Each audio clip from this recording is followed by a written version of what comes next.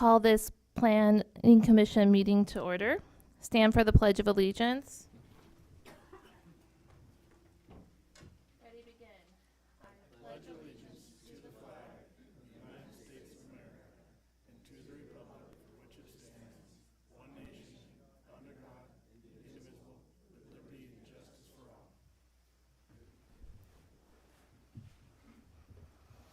Roll call.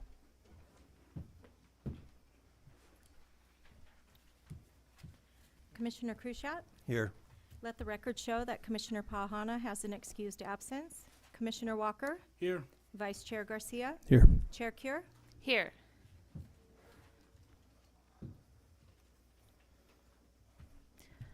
Announcements. These proceedings may be streamed on demand on the City of 29 Palms website, www.29palms.org. You may also live stream this meeting by going on the city website and clicking on the meeting agendas link.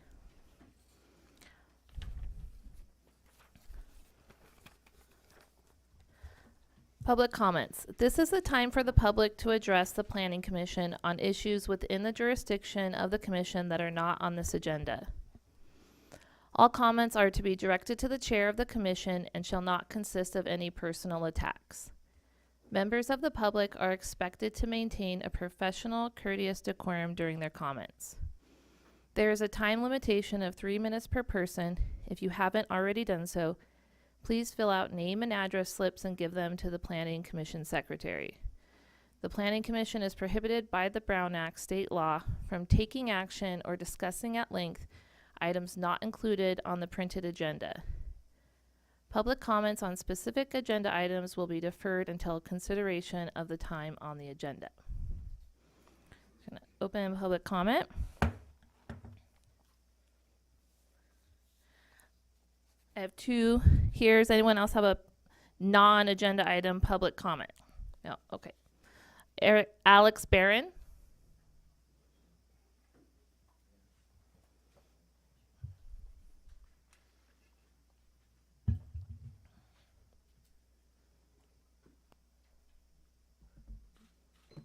Good evening, everyone. I was here 2 meetings ago to discuss some land use issues and repurposing some stuff for rural lots. I didn't get all my comments out in the 3-minute time limit, so re-engaging and following up. I've written everything out in a point paper that, if with permission, I'd like to present to the commission. Yes. Okay.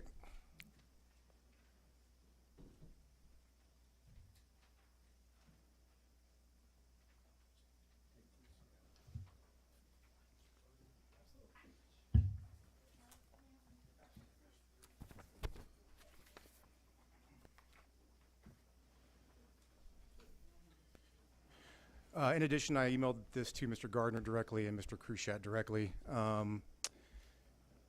When I addressed the commission two meetings ago, my bottom line statement was really requesting the mechanism by which I can request that this proposal be considered formally. So because I didn't get my comments out last time, it kind of just died there. And so I know you guys can't discuss at length what the process is. Beyond what I'm doing now, is there in fact a process to formally request a change to municipal code that I guess requires you guys to respond one way or the other? Keith. Anybody can request a municipal code, development code amendment. That's actually one of the items that is up before you a little bit later on tonight. Okay. There is a process in which to do that. Okay. So there's an application form to go through that. My suggestion too, I think you mentioned in your email that you're going to make the same request to City Council. You are free to do that as well. No, I wasn't going to go to City Council. City Council. That's the thing, is I don't know the process. I'm trying to find the process so that I can do it the right way. So let me get through this meeting, and then I will respond to you in writing and more detailed information. Fantastic. In the morning. That's all I have. Thank you. Absolutely. Thank you.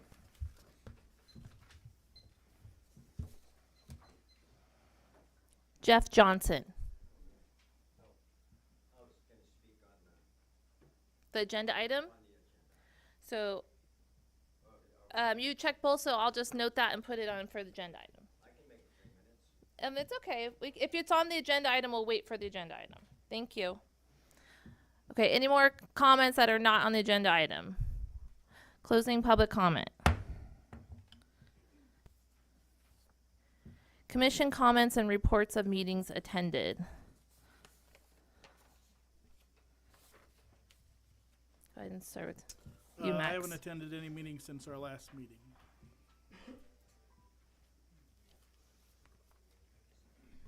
I also have not attended any meetings since our last.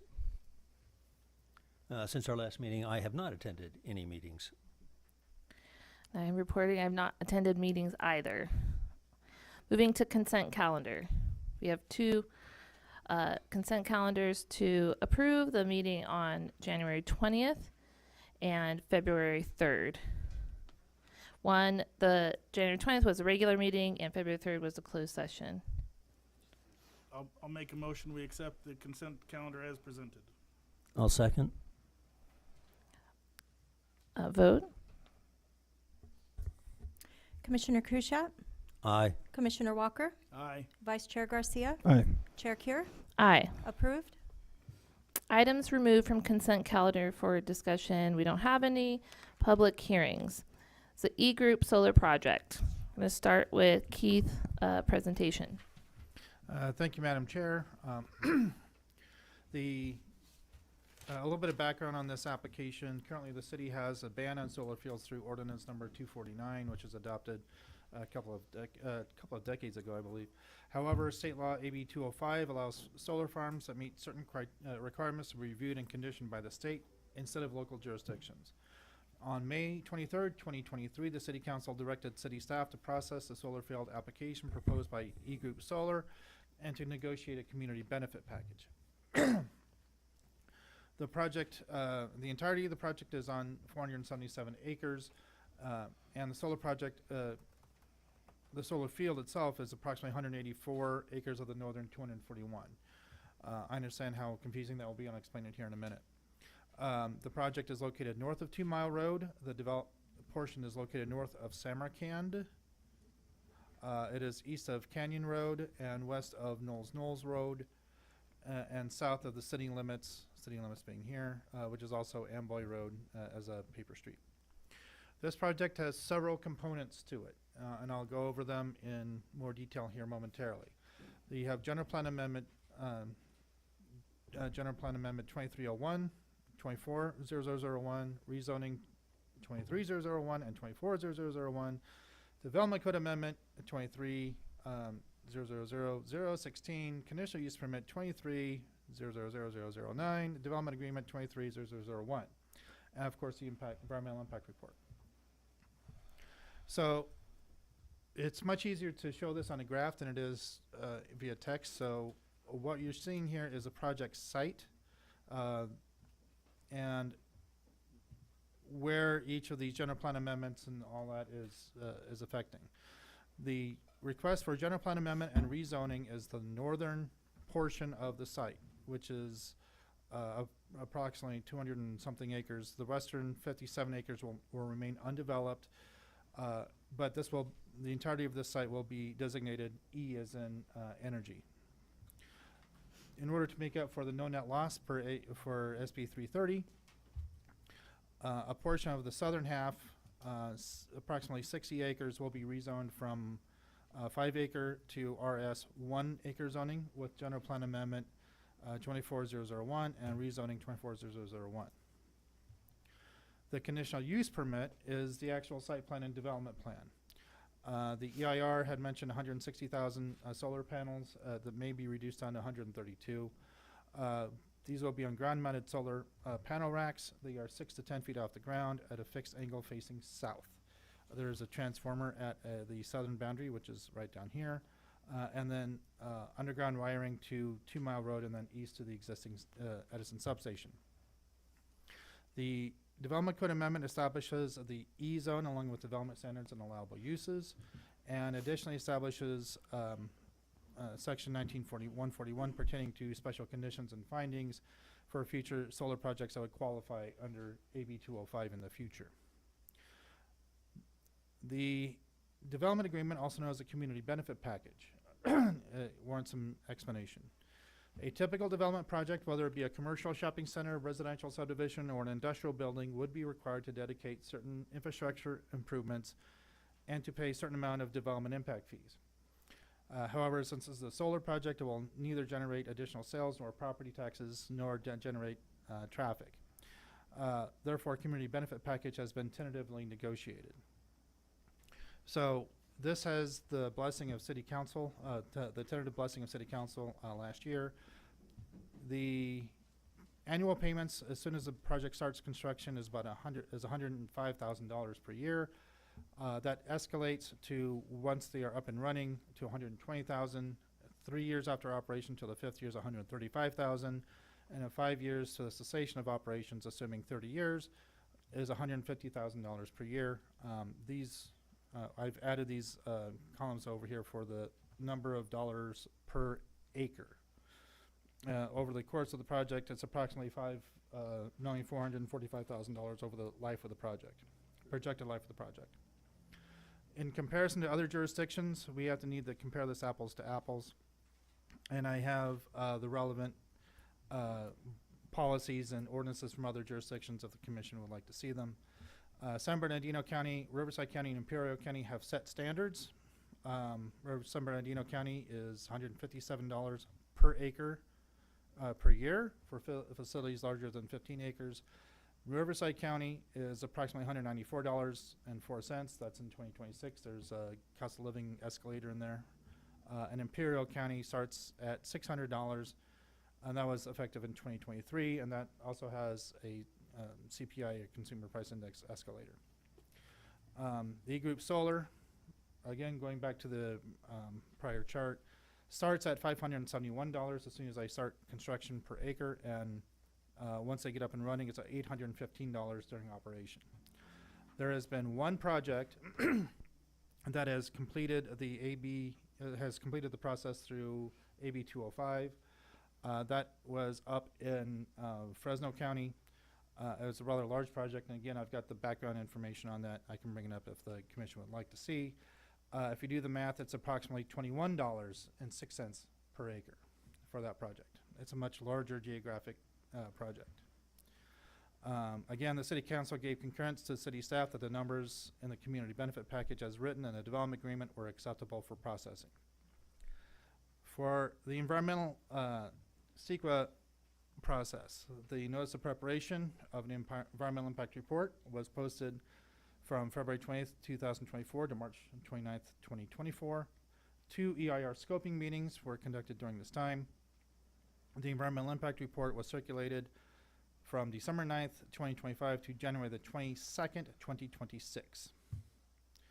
The reason for doing an environmental impact report is to report on which environmental impacts will be unavoidable and significant.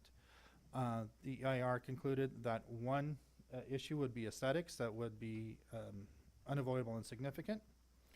There are other issues that can be mitigated to lessen significant impact or just simply less than significant. And I'm not going to read every one of those, but those are the ones. There's a number of environmental issues that have been mitigated or less than significant impact on the environment.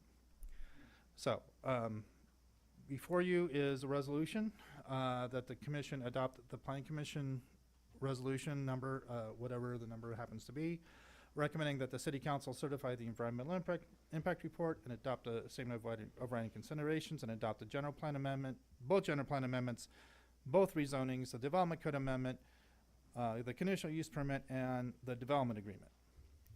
And that concludes my presentation. Thank you.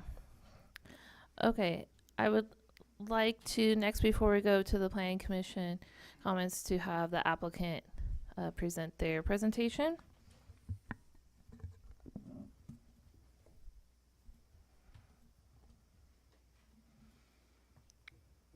I thought I had it up already.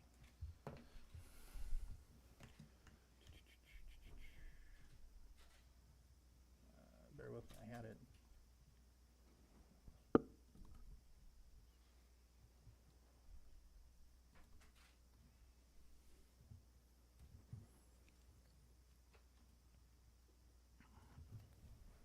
Okay. Thank you. Good evening, Madam. Hold, please. No, Okay, not yet. And then thank we'll you. go to You presidents. can continue. No problem.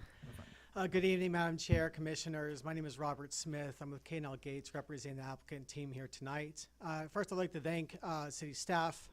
As Keith said, it's been multiple years since we submitted our application. They've been very helpful in navigating us through the process to this point.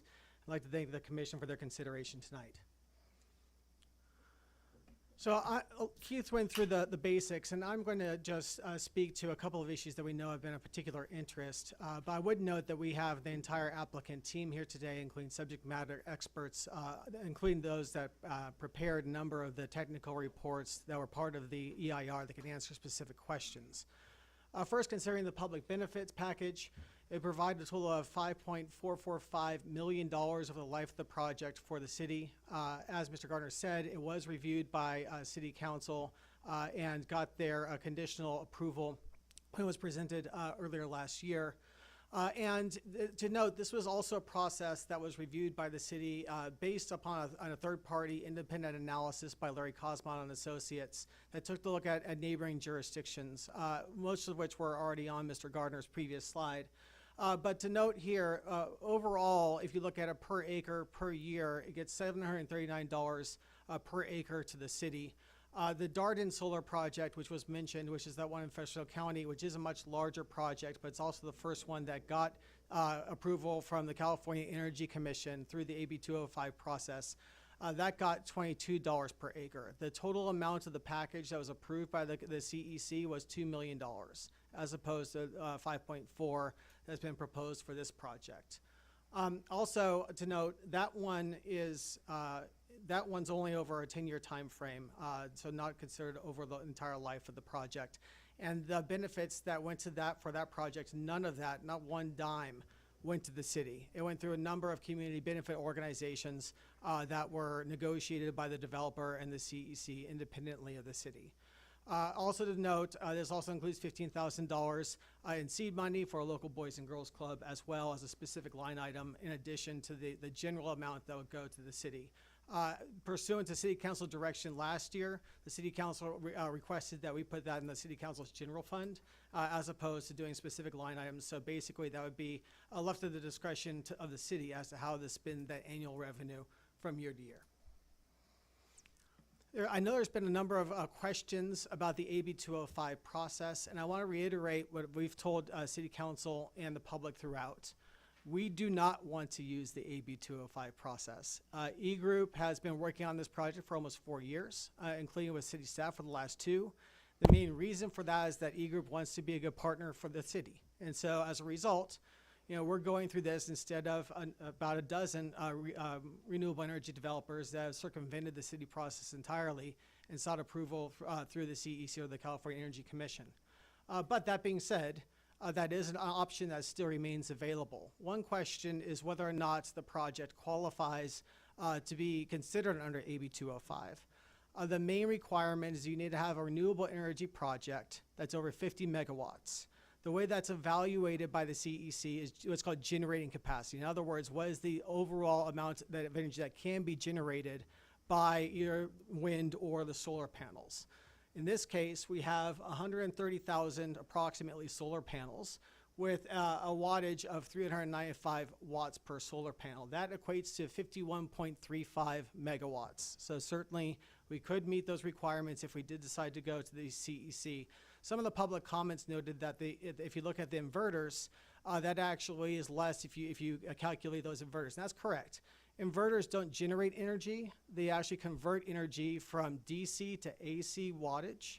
And so the inverters aren't what is considered by the CEC when considering qualifications. It's actually the solar panels themselves. In fact, E-Group is proposed to have less inverters out of respect for the community to try to reduce the noise impact associated with those inverters. And that's also mentioned in our response to comments. Because the EIR is complete, that's one of the major delays if you go to use the CEC route, because you have to do an EIR to be part of that process.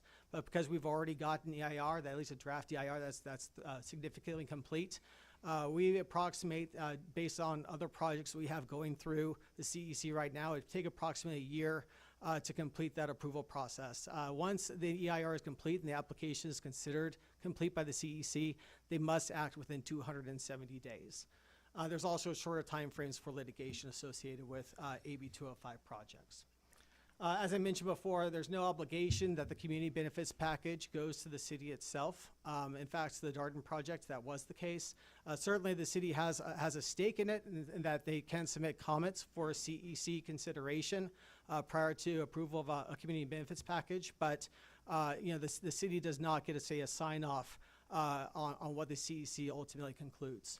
And there's currently one project, which Mr. Gardner mentioned, that's been approved. There's another 10 that are currently in the pipeline.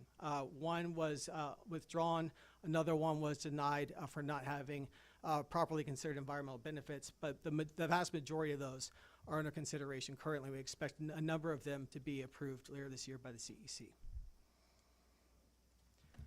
In terms of the environmental review, I would consider this robust. As far as I know, this is the only environmental impact report that has been prepared for the city within the last decade. It's the only one I know of that deals with a private project. The last EIR that was prepared by the city, as far as we know, was the city's own general plan amendment. And it's a much more thorough process than your normal environmental review under CEQA. So, for example, projects that are done through either a categorical exemption or a negative declaration. And this one had over 1,000 pages of analysis, including a total of 10 technical reports that were prepared over several years. The biological report itself took almost 2 years to complete because of the multiple site surveys that were associated with the project. And that EIR process is much more robust than you find in our negative declaration under CEQA. It's much more significant and thorough environmental review. There are multiple and more points for public participation and comment as compared to a negative declaration. And because of that more significant environmental review, there's a higher level of deference if the project is challenged in court. So the city, in its approval process, if it does certify an EIR, gets a greater level of protection as compared to a negative declaration, for example. These are representative pictures of the project on the project site. I will note that this would be right after, for example, the panels are installed. The project includes a habitat revegetation plan that right after construction is complete, the site must be revegetated with native plants, and that list of native plants is spelled out in the technical appendix to the EIR. This is the visual rendering of the site as shown from 2 Mile Road. So this would be if you are looking from the site from either the road or the residences on the southern edge of that road. And you can't really see it there. You can see there's a very small, I don't think this thing has a pointer, but there's a very small black line there. If you look sort of in the middle of the picture, that is the extent of the solar panels that would be shown or seen from 2 Mile Road itself. This is a viewpoint that is slightly to the east, a little bit closer to Knowles Knoll Road, if I have my geography right, in Sunset. That red line is that's where the solar panels are. We included the red line here for visibility. But if you know where the Desert Congregational Church is, which is roughly Sunset and 2 Mile Road, again, you wouldn't see much from that viewpoint. You would from this one. This is a visual rendering looking to the west towards the project site from Samarkand Road. This is the main reason why the EIR concluded that there would be a significant visual impact, specifically that the project site from public viewpoints would have a significant impact. It's mostly because of this viewpoint. And unfortunately, given the topography of the site, we've evaluated a number of different possible ways that we could try to screen it. We have not found one that would work, but certainly we're open to suggestions. There's been a number of comments submitted concerning dust impacts. We want to make sure we address those. We do have our air quality consultant here tonight to answer any technical questions. But generally, we've tried to address dust impacts in a number of different ways. We've already been coordinating with the Mojave Desert AQMD to make sure that we're fully compliant with their requirements for construction in terms of trying to mitigate dust impacts associated with construction on the site and grading. Also, in the proposed development code amendment, there are a number of different conditions that are required, that the city will require for us to comply to try to reduce, mitigate dust concerns. That includes watering the site 3 times daily during active construction, Ceasing construction activities when winds are greater than 20 miles per hour. So for example, today, there would be no construction going on the site. Unpaved roads are treated with dust palliative or otherwise treated to reduce dust. The utilization of the roads on the site are just limited to 2 Mile Road, and then an access driveway that's going to be built from 2 Mile Road to the project site. But that road on the site, which will be by compacted gravel, will also be treated to reduce dust impacts, and also limiting on-site vehicle speeds to no more than 15 miles per hour. During operation, this project has something that those other the other solar projects that have been developed in the region do not. Again, it's that habitat mitigation plan and restoration plan, where there's two things that are going to happen. There's already an inventory of desert plants on the site. Those are going to be preserved and replanted in an appropriate mitigation site. That's a condition of approval and a mitigation measure in the EIR. But also on site, again, there will be habitat restoration and planting of native plants. So within a couple of years, that root structure will build again, and we'll have at least the same coverage of plants or similar coverage of plants on site as you would have today to reduce those long-term dust impacts. And that's not something that other regional solar projects have implemented in their project. The biological impacts were thoroughly evaluated in the EIR. I've already mentioned a couple of the technical reports that were prepared. This was informed again by multiple site visits at different times of the year. They did a full site visit for desert plants, wildlife, flora and fauna in multiple different seasons. No burrowing owls were identified on the site, but there will be a pre-construction survey to confirm that no owls are there or present. They have identified 2 desert tortoises. That is an endangered species. And so both covered under both the California Endangered Species Act and the Federal Endangered Species Act. So we've already been in coordination with both the California Department of Fish and Wildlife and U.S.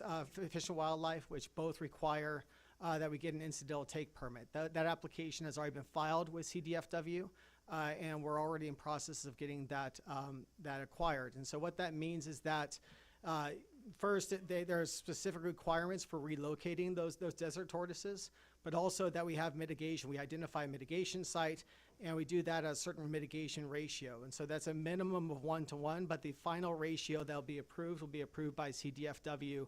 Oftentimes, they've indicated they may be more than 1-to-1 mitigation, but they'll mitigate it as fully required under the California Endangered Species Act.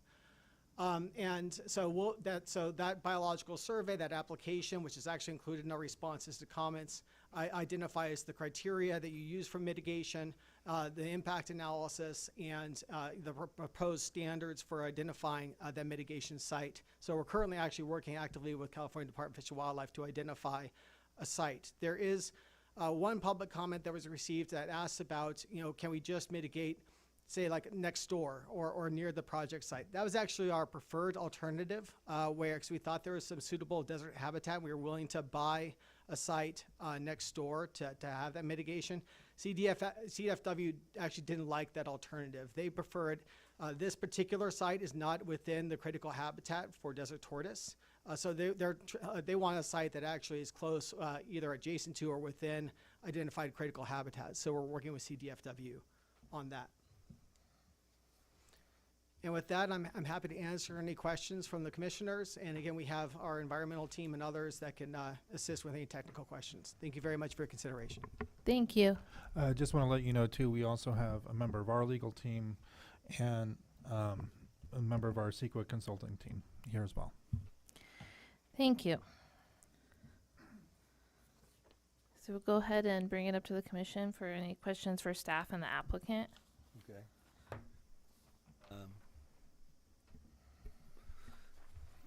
Do you have a projected annual revenue from this solar field?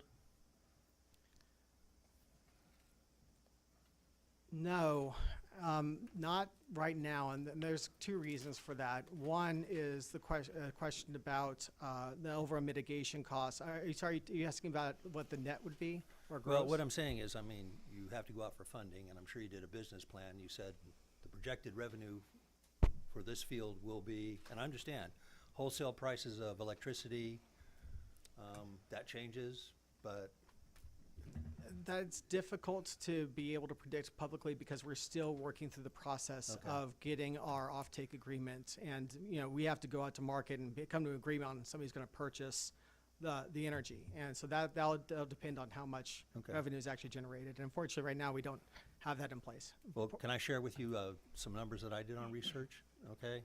And I kind of looked at the fact that we got a 50 megawatt plant, and I was using 5 full sun hours per day for our total production. And so with understanding that wholesale electricity costs, that varies. And I came up with a number with wholesale electricity plus renewable energy credits of about $4.5 to $6 million depending per year. Am I in the ballpark? Just a second. I'm going to check with Peter Bubbers, our consultant.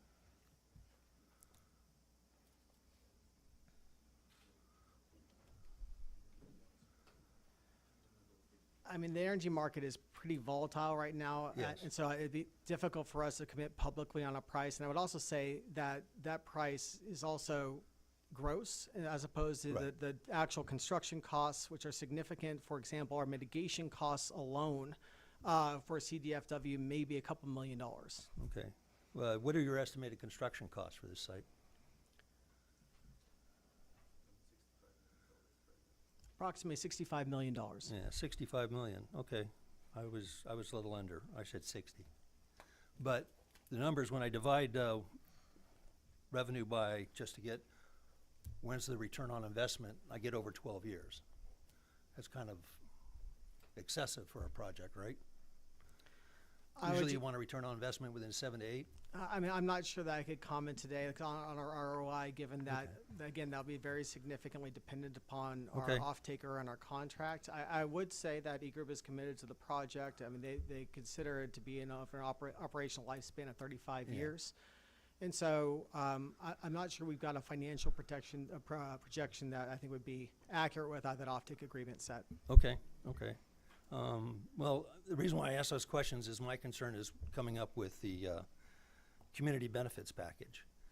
So we have an outfit that's coming in, and what happens over here is they're going to adjust our desert or tear up our desert. They're going to put it in the field.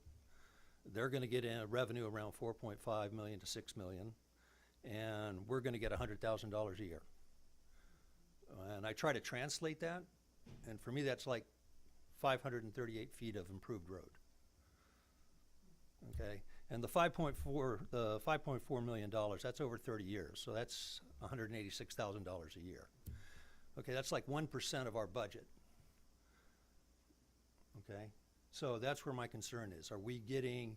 I know what they're getting, and I'm looking at what we're getting, and it just seems way under. And that's where my real problem is the community benefits package. Now, if we said no to this and we said, okay, we're going to roll the dice, you go to AB 205, they still have to come back to a community benefits package with us.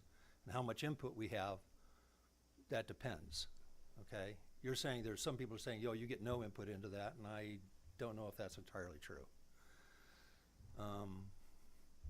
So again, that's my concern. I see what they're getting, and I see what we're getting, and there's a big dichotomy. Okay, the juice just ain't worth the squeeze. Okay. So If it does I'm going to go- give a chance. I just wanted to bring those points out, and I'd like to open up the questions to my other commissioners. Okay. Alex? You're upgrading the substation SCE, right? Is that correct? That's correct. There's what's called a GIA, or a generation interconnection agreement, which identifies the upgrades that are needed. Those are included in the EIR. They're relatively minimal, given the site is fairly close to the substation. But there will be a gen tie line as well as some minor upgrades to the SCE substation itself, which SCE makes us pay for. Is the electrical interconnection sized only for the maximum export capacity stated in this application? Yes or no? I'm sorry, can you repeat the question? Is the electrical interconnection size only for the maximum export capacity stated in this application? It's sized for the generation capacity of 51.35 megawatts. And that's it? Yes, well, at least in terms of the solar panels, but I will note that the engineering is currently ongoing with SCE. So they've identified the upgrades that we need for our identified megawattage. But the final engineering is something that SCE is going to basically come back to us with, but that's our understanding. So you don't have the utility interconnection agreement finished yet then? The GIA is finished in terms of what's actually required, but the actual engineering is still under discussion between SCE's engineers. And we're talking like, what would be the same thing for like an electrical plan approved by the city? So you've got the concepts, and those concepts are finalized, are called out in the GIA as well as called out in the EIR. But you know, this very technical, very specific electrical plans, that's Right. the level of detail that we're dealing with right now with SCE. And so you said earlier you're looking for a power purchase agreement, correct? Yes, we'll be very much looking for a PPA.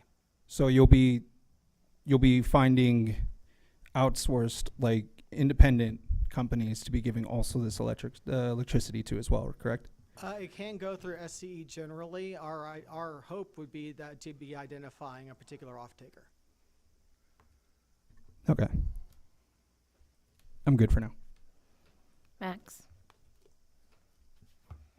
So I got a couple of quick questions on the panels. So from the research I've done, most kind of large scale projects of this size are using some maybe a little older style panels that only get 312 and a half watts per panel. Are you guys using a newer, more efficient panel for this project? On the technical questions, you want to answer that question? Here, come up. This is Peter Bober, who's our sort of representative from E-Group PS. I mean, we are using Q-Sol panel 395 watt, which is right now about the standard in a utility space. So. Okay.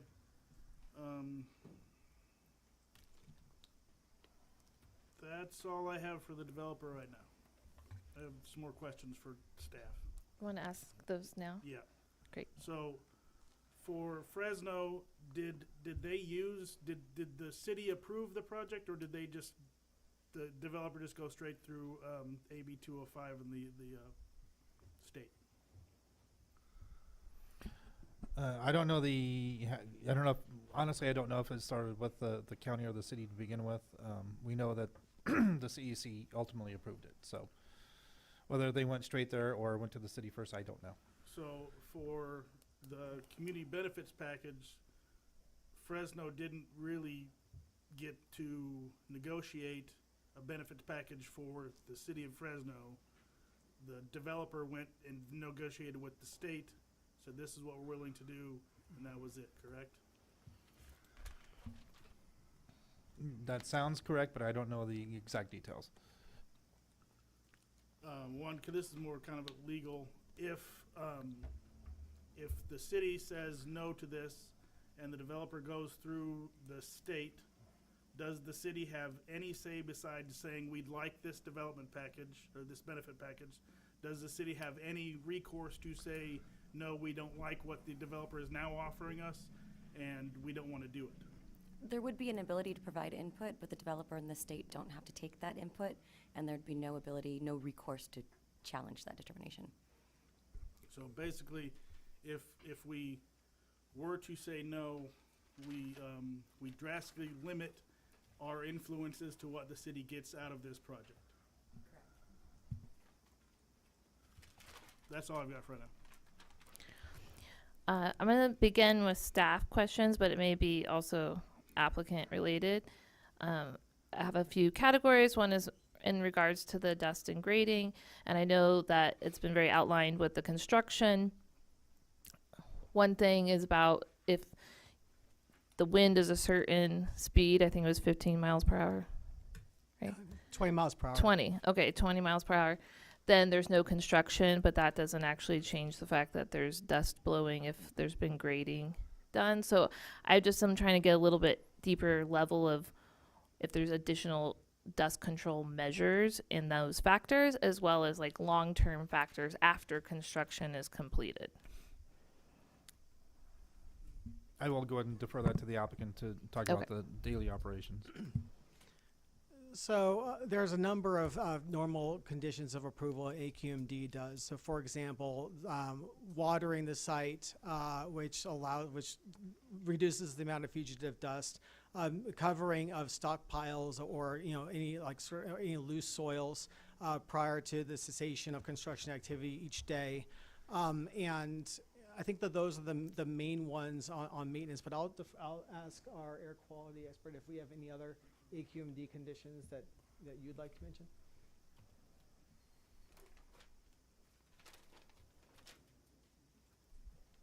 Our CEQA consultant is able to answer this as well. Thank you. Hello, Go ahead. Nicole Chris with Terra Nova.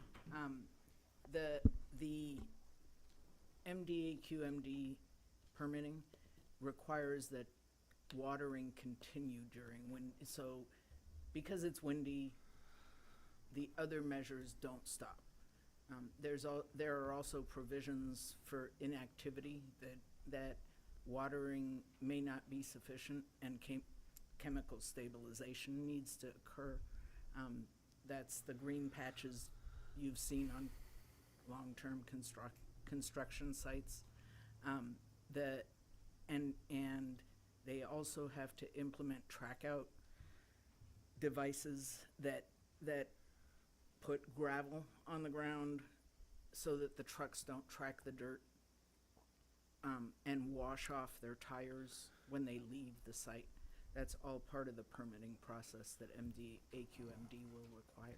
Perfect. Thank you for the clarifying question. I have one more added to that about the water and where the water source for the watering of the project comes from. Yeah, that's going to be trucked in. So it won't be from domestic water supply. Okay, thank you.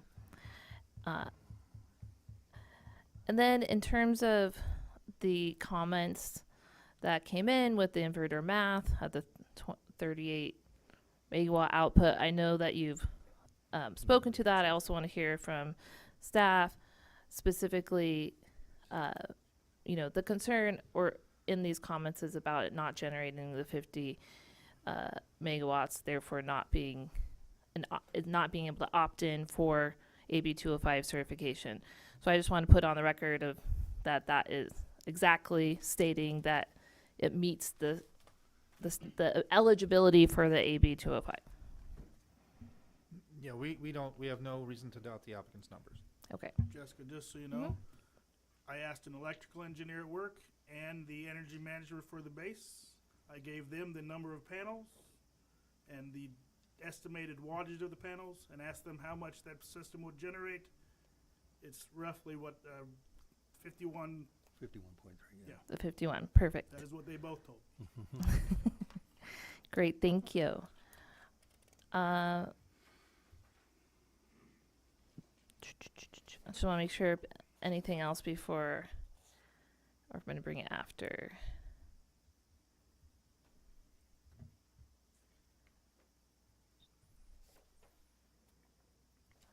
Okay, I'm going to go ahead and move to public comment, but I want to take a really quick break so I can use the restroom. So, do I need to close and open? Okay, I'm going to close for 5 minutes. I'll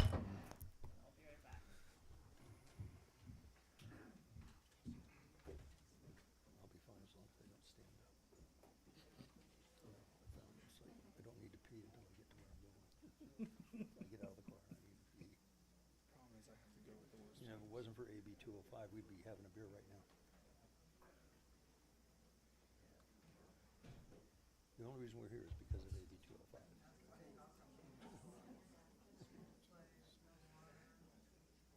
I'll save the discussion for. Yes, because there's 3 of us, Jim. There's 3 of us. We can't have the discussion.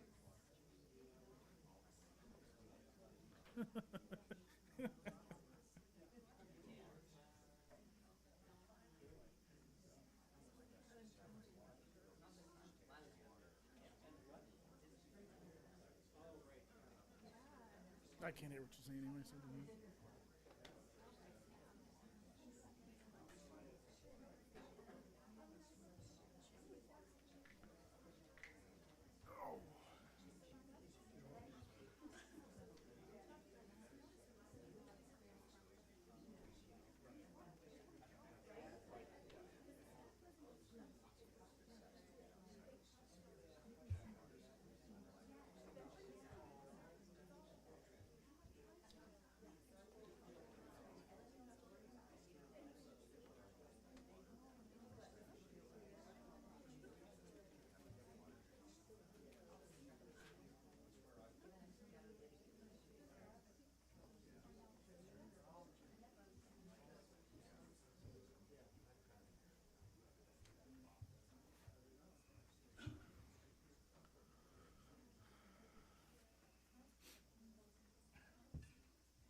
You got more comment cards.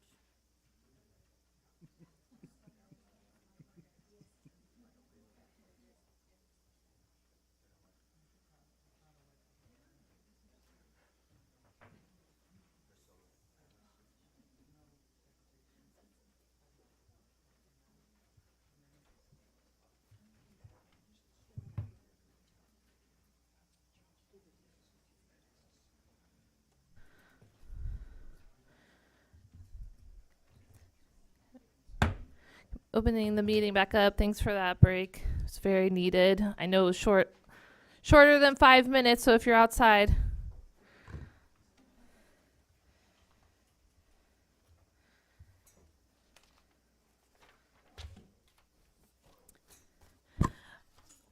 Okay, one note before we open public comment, I just want to, the expectation, I want everyone to get their opportunity to come up here. So we're just going to ask the same as before, no clapping, cheering, booing, disrupting the meeting. You know, if anybody's disrupting, then I'll just ask you to please step outside of the space. All right. Come back to a lot of papers up here.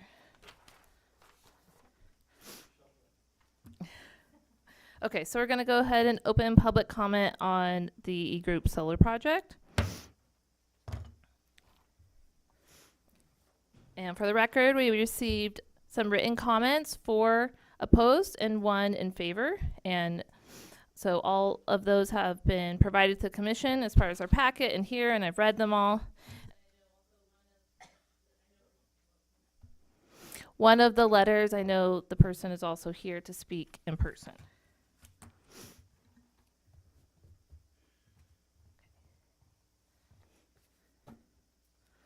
Just gonna do a little quick shuffle. Okay, we're gonna start with Peter Lang.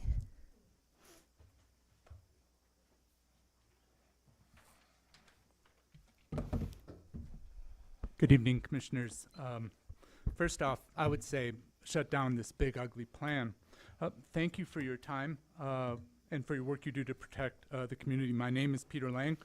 I live on Samarkand, and I'm here tonight because I believe this project must not move forward as currently presented. What I'm asking for is simple. Do not approve this project tonight or ever. At minimum, the city must continue this decision for at least 90 days. There are some clear reasons. First, the public and commissioners have not had adequate time to review what's been approved, what is being approved. This is not a small permit. This package includes a developmental agreement, a conditional use permit, rezoning, and a major general plan changes. Hundreds of pages of complex legal and environmental material, yet it was delivered only days before a vote over a holiday weekend. That's not enough time for meaningful review, and this decision will lock in permanent consequences. Second, the development agreement grants vested rights, and once those are granted, the city loses leverages. Loses leverage. Once rights are vested, the project becomes extremely difficult to change, even if impacts turn out worse than predicted. For instance, the DER admits massive grading, over 500,000 cubic yards in a region known for extreme wind and dust. But instead of clear engineering plans, actual dust controls are deferred for future studies. That's not acceptable before granting permanent entitlements. Third, the CEQA responses are not reliable, and the city cannot lawfully rely on them as written. and see Suzanne Lyons, my wife's document that was submitted today, and it contains a lot of details there and examples that I'll skip right now. The community benefits are modest and do not justify overriding permanent harm. Yeah, I'm feeling the juice not being worth the squeeze myself. I'll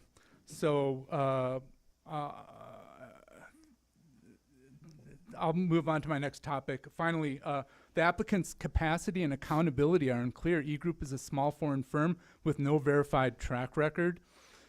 Completing projects in the U.S., the city must determine whether this is a special purpose vehicle and whether it has the financial and operational capacity to carry long-term responsibility.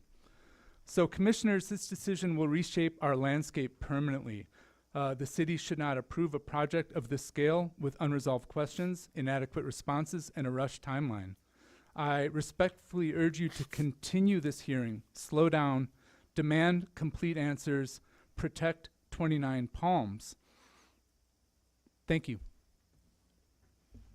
Thank you.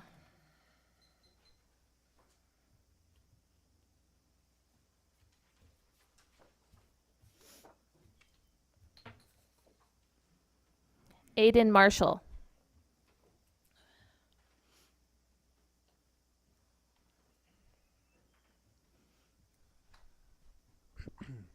Can everyone hear me all right? Yes. Fantastic. Good evening. My name is Aiden Marshall. I'm speaking on behalf of Citizens for Responsible Development. We're a coalition of labor organizations and individuals who are focused on protecting the environment and advocating for workforce standards. We're asking that the Planning Commission continue this hearing to a later date until the project's environmental review is actually complete.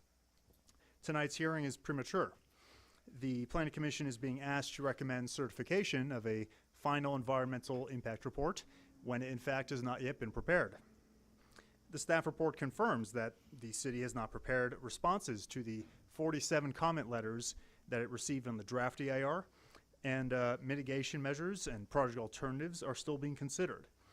Essentially, recommending approval under these circumstances violates CEQA for several reasons. First, the Planning Commission has a responsibility to exercise its independent judgment. This is a legal requirement, but it cannot do so if the final EIR hasn't actually been released and presented for your review. Second, CEQA section 21081 requires the city to consider public comments and prohibits certification of an EIR, a final EIR specifically, until all feasible mitigation and alternatives have been considered and incorporated into the final EIR. This process is incomplete at this time. The city cannot approve or commend approval with unmitigated environmental and public health safety impacts. Our comments submitted earlier demonstrate that this project would result in significant air quality, public health, and biological resources impacts. These require major revisions to the EIR and recirculation of the EIR. Just for example, given the amount of time I have, I'll focus on valley fever. This draft EIR does not adequately address the health impacts from valley fever. If you're not already familiar, valley fever spores are disturbed when you they occur in the soil. They're disturbed from large-scale construction from projects just like this. Inhalation causes serious respiratory issues of a number of kinds. And an issue here is that the draft EIR is relying on outdated data from 2022 to conclude that the valley fever impacts are less than significant. Please note that valley fever cases in the county have increased by over 155% from 2023 to 2025. The EIR's analysis is outdated. This would need to be put in a in a final EIR, and this process has not yet occurred. We're urging the Planning Commission to defer consideration of this project and its environmental review until it is actually complete. Please let me know if you have any questions. Thank you. Thank you.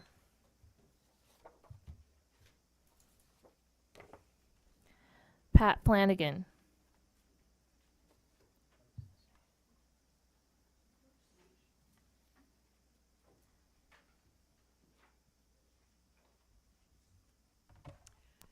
Good evening, and thank you for hearing us again. I totally agree with the previous two speakers.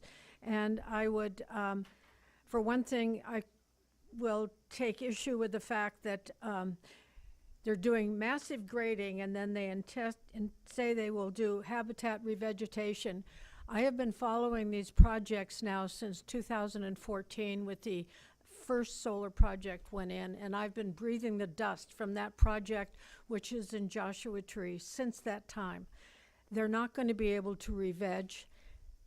The desert vegetation doesn't happen that easily, and I would just bet you go to any solar project that said they would re-veg, and you will not see it to have happened.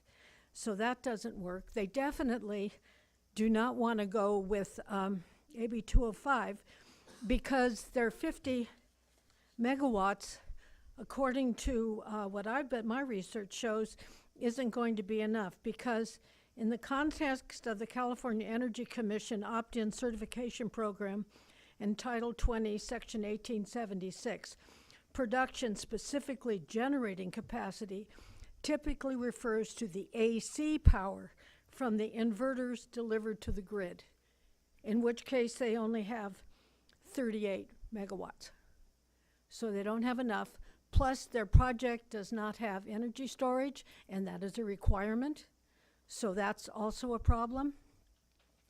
And I think we're going to hear about all of these, so I will leave those two points, which I think are extremely important, to consider. Thank you. Thank you.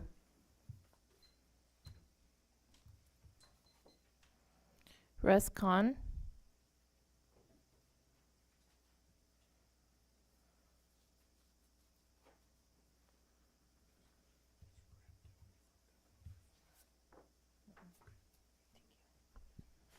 Good evening.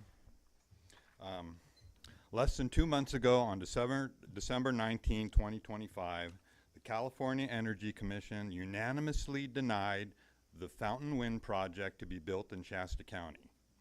The County of Shasta stood their ground and did not approve this wind project, stood up for the people they represent, and challenged AB 205, the same assembly bill that E-Group has threatened to use if the city of 29 Palms does not approve their solar project in the city. And County of Shasta were victorious. Do you know what that means? It means we have precedent. The reasons for the unanimous denial was for environmental and tribal concerns. The California Energy Commission is a state entity that hears all the challenges brought by developers who have been denied conditional use permits to build energy products in individual jurisdictions. As of today, the CEC has only had 2 hearings with votes to challenge AB 205, and one was approved and one was denied. You've heard which was approved. Now you know which one was denied. There are currently 9 other now in the system that have not yet made it to commission vote, and based on numerous problems with the E-Group solar farm, I do believe that the city of 29 Palms has a great chance of getting this denied by the CEC. Please remember that this will be up to E-Group to pay for and file a petition with the state to use AB 205 to override your decision. They do not want to go this route, for it will cost them more time and money than they've dangled over your heads to get this project approved, and that's why they've threatened to use AB 205 to force you, the Planning Commission members, to relinquish the requirements of this city's development codes. E-Group does not care for this community, the habitat, or its citizens. As they have expressed, they only care that there's a big chunk of land near a power station with no true concern for the church or residents who live nearby, and no concern for our city's ban on large solar farms. And as far as viewing, we live in Harmony Acres. On that hill you can see right down there, not just from the road. It's going to be a site for other people. But this is great news for that the CEC does not just rubber stamp all petitions.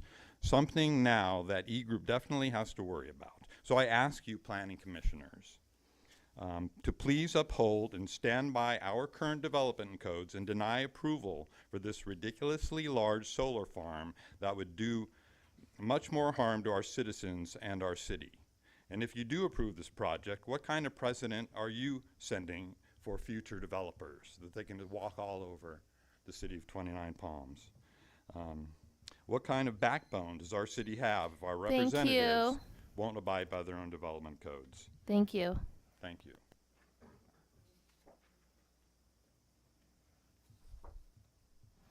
Gina Khan.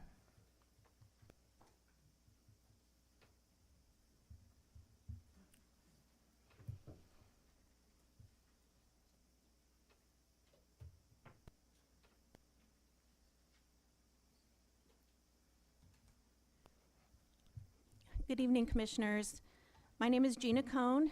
I live in Harmony Acres on El Paseo Drive, and I'm here because this proposed industrial solar project poses a real and measurable threat to the health and welfare of our community.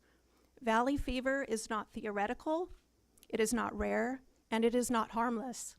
A family member of mine, who is my age, a Rancho Mirage resident who lived a quarter of a mile from the being built 618-acre luxury Disney resort, was diagnosed with valley fever 1 year ago, resulting in multiple life-threatening ICU stays, antifungal IV drips, multiple strokes, a feeding tube, a tracheotomy, and the loss of their ability to walk, speak, or work.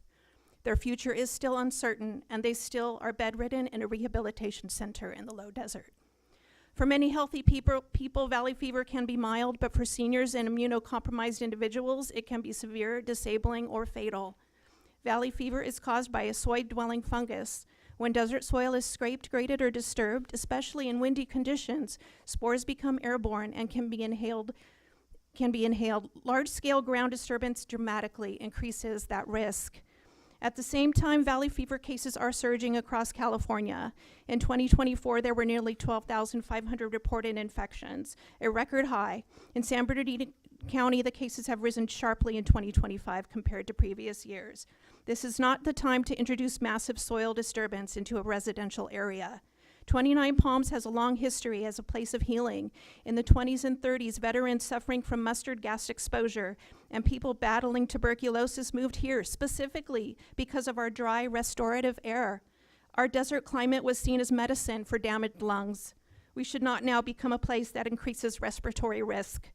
In 2012, the city enacted a moratorium on utility-scale solar for good reasons, citing adverse impacts to community health, aesthetics, tourism, and property values. Those concerns remain valid today. State pressure for green energy does not erase our responsibility to protect public health at the local level. Clean energy is important, but so is clean air. I urge you to prioritize the health and welfare of the people you represent.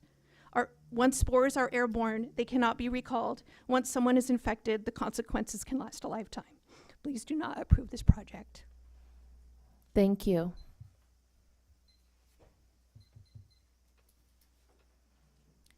Mary Kay Sherry.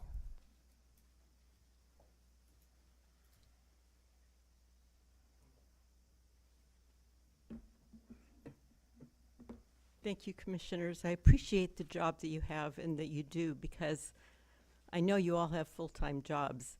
And if you all had a chance to read that entire thing that came in our agenda, bless you, because I'm still trying to pour through it all and digest the things that they say. And I was going to say this one comment to the end, but I can tell you for a fact that I don't know when they were walking that area. There are more than 2 desert tortoises in that area. I traveled it daily for over probably 15 years, and I've seen multiple tortoises. I had pictures here at the last meeting from baby ones to larger ones. They're there. So if you take a survey and you do it when they're hibernating, they're dormant, in the cold, they're not going to be there. You have to be there in the spring. You have to be there maybe even the early fall. You'll see them, but they're smart. They're not going to be out there in the heat of the desert or in the cold right now. Repeatedly, the DEIR says the project sufficiently is distant to minimize impacts from our air quality, noise, glare, and other potentially adverse effects to the residential community. In this current wind that we've had, That project is going to be just west of where I live and where one of the commissioners live, where some of the residents live. When this wind blows, I don't care how much water you put on it, it's not going to keep that wind from blowing. While you're building, maybe it'll help. You're going to use a lot of water to do that. But there's going to be a lot of grading, and it's going to affect our health. One thing, too, that I was reading is once you do all of this grading and build this project, if it lasts 30 years, one of my concerns in the last meeting was what happens to the skeleton, the bones that are left? Who's going to remove that? And I thought I read in the report that it's the builder. I don't know if E-Group is going to be the builder or if they're going to outsource it to somebody else, but that's a big project because in there it said it's going to even restore the natural hills. And as someone else was saying, nothing really grows. If you look at the solar field farms we have around, nothing is growing under there. So, I mean, I don't know how you're going to plant anything that's going to grow there. I'm concerned, too, about the amending the general plan to redesignate acreage. That one, it's not up here now, but that one parcel that goes along Samarkand, nobody's going to want to build in that single-family 60-acre site, rural living. Who's going to want to build? And isn't this land leased? I thought it was leased from Mr. Malopoulos. So he actually owns the land, and they're leasing the land. Thank so I urge you to you. vote no.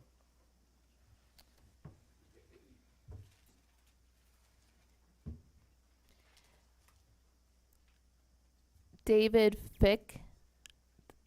Did I get it right this time? Okay, good.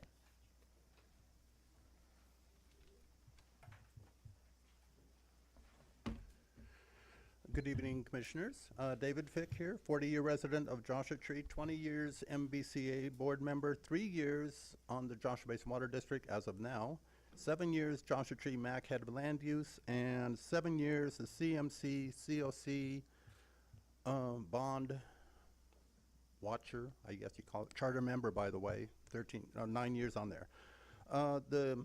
When I was head of the JT MAC, the Axios Energy approached me, and then after they got approval for the Cascade Solar, they quickly sold to Sun Edison, and then Sun Edison built it, and then they went bankrupt, and then NextEra got it. And then NextEra hired a crew to do $70,000 damage to our water district in illegally attaining water for washing the panels. Okay, so let's see. I'm trying to give you a little more gravity to what I deal with in solar. At Copper Mountain College, $19 million bond oversight, and we put in the shade structures there, around 2011, 2012. And then MBCA was the ad hoc group for the Morongo Unified School District to do their visiting of solar, 16 schools, $21 million with NextEra.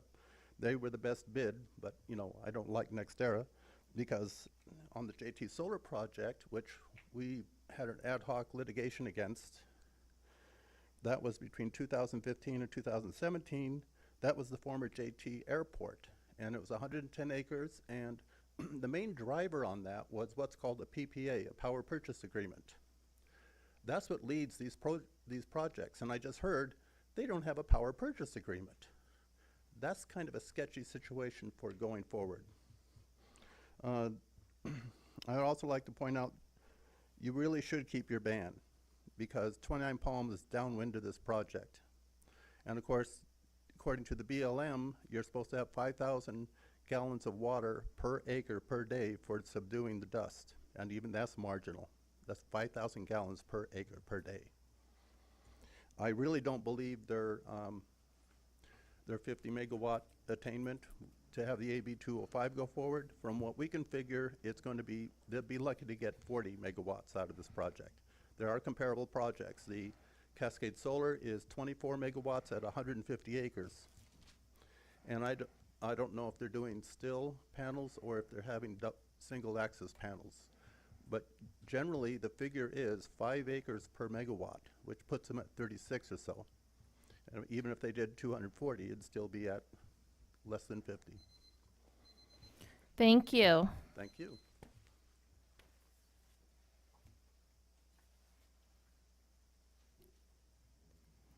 Elliot Balsley.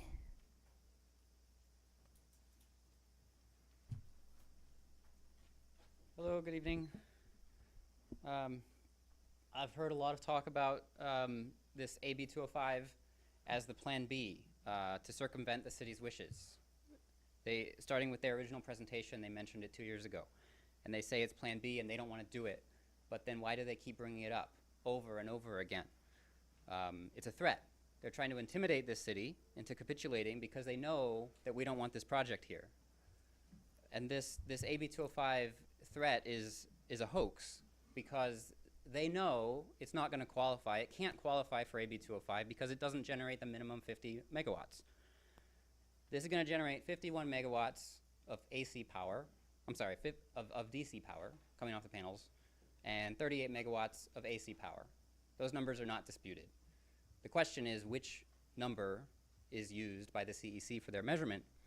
And every power generation project is always measured in alternating current because that's what connects to the grid. That's what they pay for. That's what you pay for at your house. That's what the utilities pay for. It's always AC. That applies to solar, wind, gas, and every other type of generation facility. This is how every other developer talks about their power. They talk about AC power. The Darden Fresno facility, which was the one approved by AB 205, is consistently described as 1,150 megawatts. That's the size of that's what it says on the headline in the news, that's what it's on their application. That is the AC power. That facility produces about 1,600 megawatts of DC power, but that number is irrelevant. AC power is the only thing that matters, and that's what we should be talking about. They keep bringing up this 51 megawatt number, but no other solar developer measures things that way. So that I think that's an empty threat. So I don't think that this is the right location for this development. I'm a big fan of solar. We need more solar, but here within the city limits is not the right place for it, especially when you have such a huge amount of uneven land that needs to be graded, a 250,000 yards of dirt that's going to be kicking up dust so close to our residents. So I would like to see this project moved somewhere farther from the city. And the other thing is this developer has no verifiable track record of building in this country. I would like to hear some testimonials from their former clients. You know, the other developments they've built. Can we hear, did they do a good job? Did they follow the rules? You know, we don't know that. So it's too much of a risk, I think. Thanks. Thank you.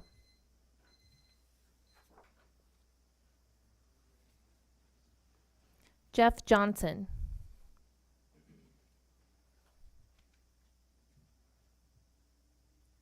Good evening, Jeff Johnson.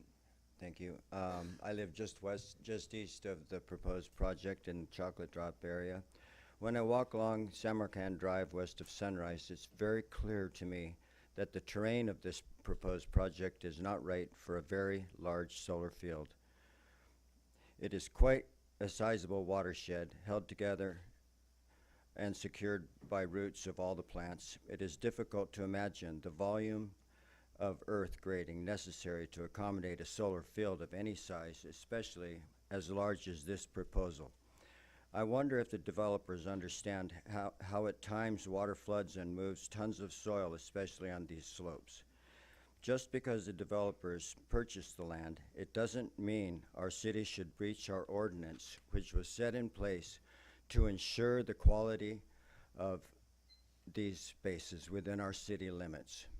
I encourage everyone to walk along Samarkand Drive on a pleasant day to understand the impact and immensity of the project and to wonder if this project actually benefits our community. I have yet to see the before and after projection of the project on a topographical map. I haven't seen anything realistic. That doesn't say anything to me at all. Also, do we know how much water will be needed for the construction, where it will come from, for the period and for the lifetime maintenance of the solar field? Where is this water coming from? How many truckloads? How often? And how beneficial will it really be? Thank you. Thank you.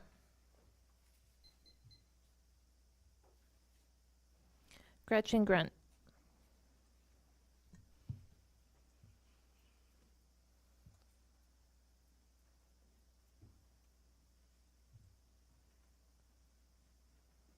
Hello, thank you. I'm Gretchen Grunt. I'm a fourth generation 29 Palms resident, and seems to be what's top of our concern is definitely the sand and the all the debris that's going to be in the air, because when you've lived here as long as I have, or many of us have lived here, we have seen the increase of debris in the air from our winds that has been caused by lots of different things happening in this desert. And with this project being right butt up against us, there's no way we can avoid being our health being impacted by this in a really negative way. Everybody has repeated really intelligent things, and I just want to reiterate that the mass grading is environmental impact on its own, but in our case, the land is pristine soil. Vegetation, including creosote, provide habitat and forage for wildlife and provide breaks for flood water and wind. Many desert plants would be killed. Best practice for solar development mandates using land that has been previously disturbed, which we all know this has not been previously disturbed in any way, shape, or form. Most often, this entails building agricultural tracts degraded from industrial farming practices. Undisturbed desert soil is largely covered with biological crust, a film built up slowly over time by living organisms. Biological crust holds soil grains in place, mitigating dust, removing it in environmental impact with permanent consequences. And that's all I have to say. Thank you. Thank you. Kurt Kepler.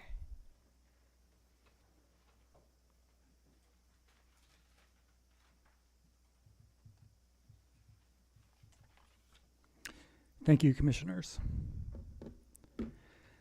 I have a home in 29 on Samarkand near the cemetery. Our house is downwind from this proposed solar farm, but the truth is the entire city, pretty much the entire community, is downwind.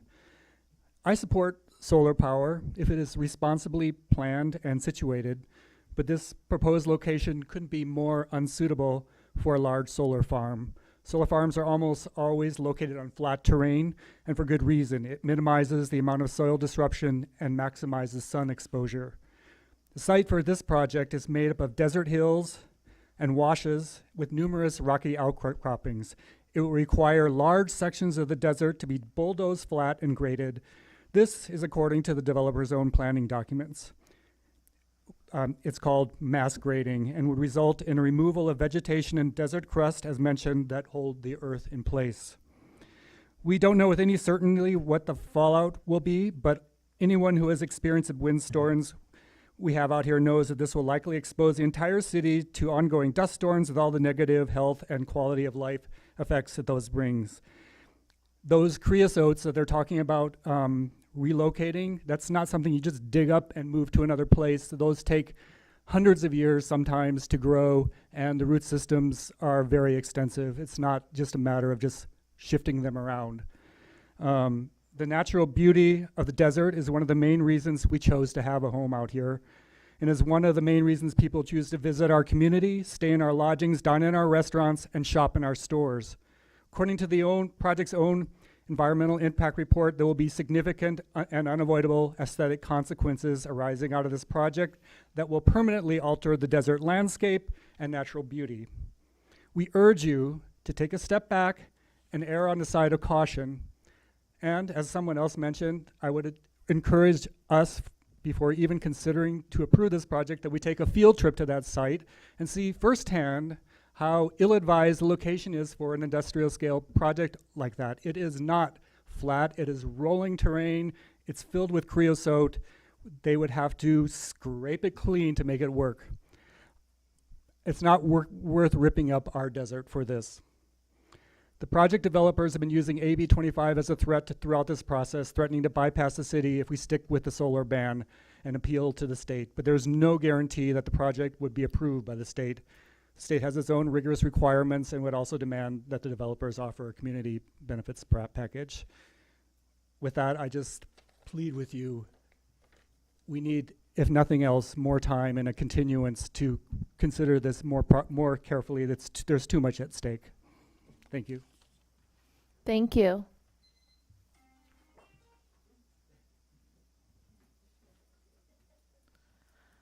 John Tally Jones.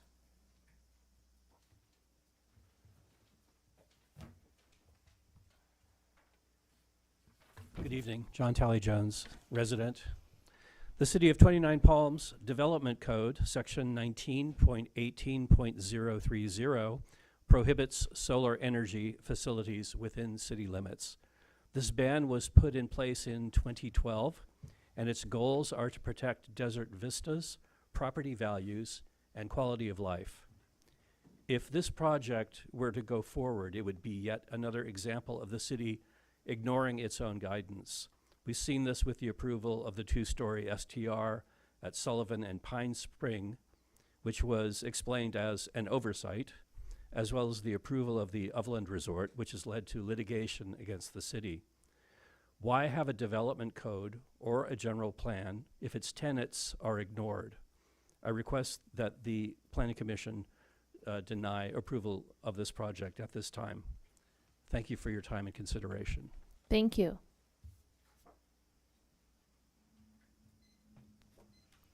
Kat Tally Jones.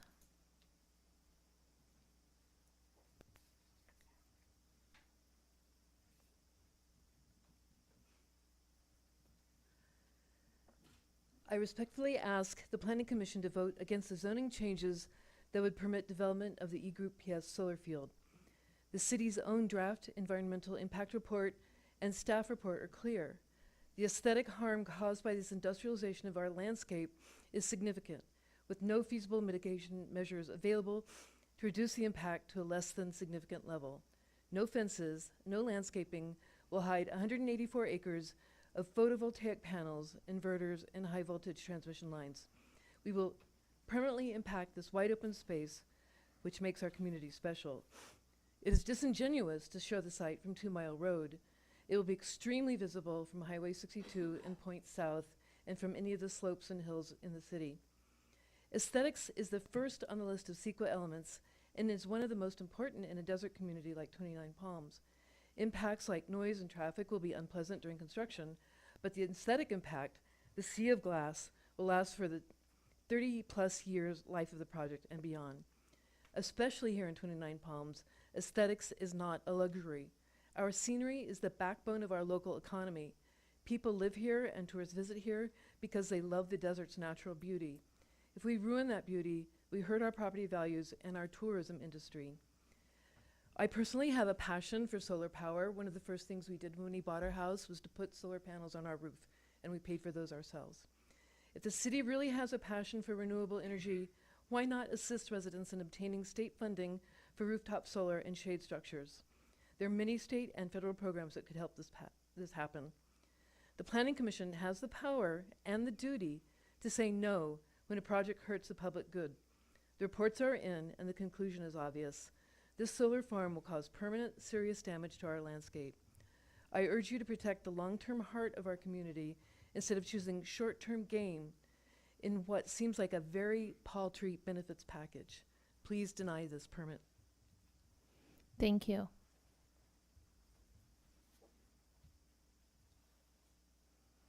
Suzanne Lyons.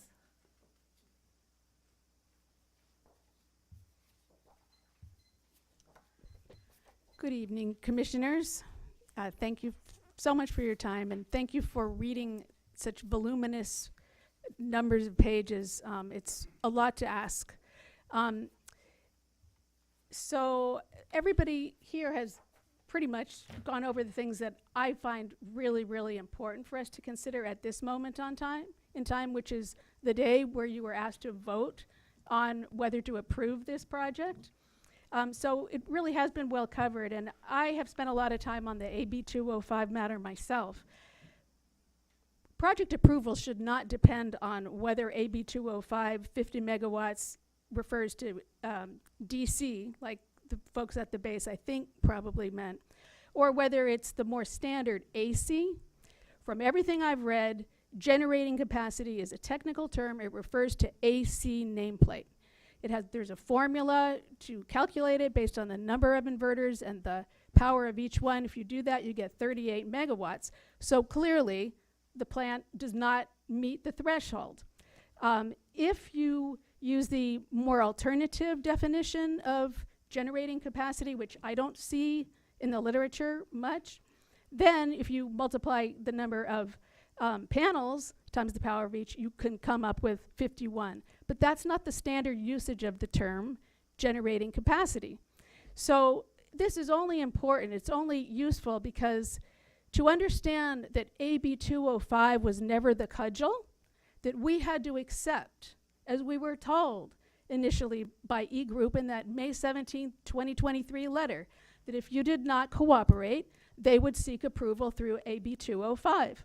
So we wanted to verify that indeed we were under that threat, and it turns out we probably aren't. It depends on whether CEC will accept the DC nameplate value. But that's really not, that is not the basis to approve or disapprove the project. But it is the reason, one reason, to realize that the power is yours to decide. You are under no obligation or threat or peril to approve the project. We can decide whether we want it based on the value it has for our community now and in the future. So therefore, we look at all of the effects, including the dust impacts, the hydrological effects, the effect as a wildlife corridor, which is already impinged upon and shrinking, and which our endangered species needs. So are we going to contemplate all of the complex issues over sufficient time to get at the truth and make a responsible decision? Or are we going to feel forced? Thank you for your time. Thank you.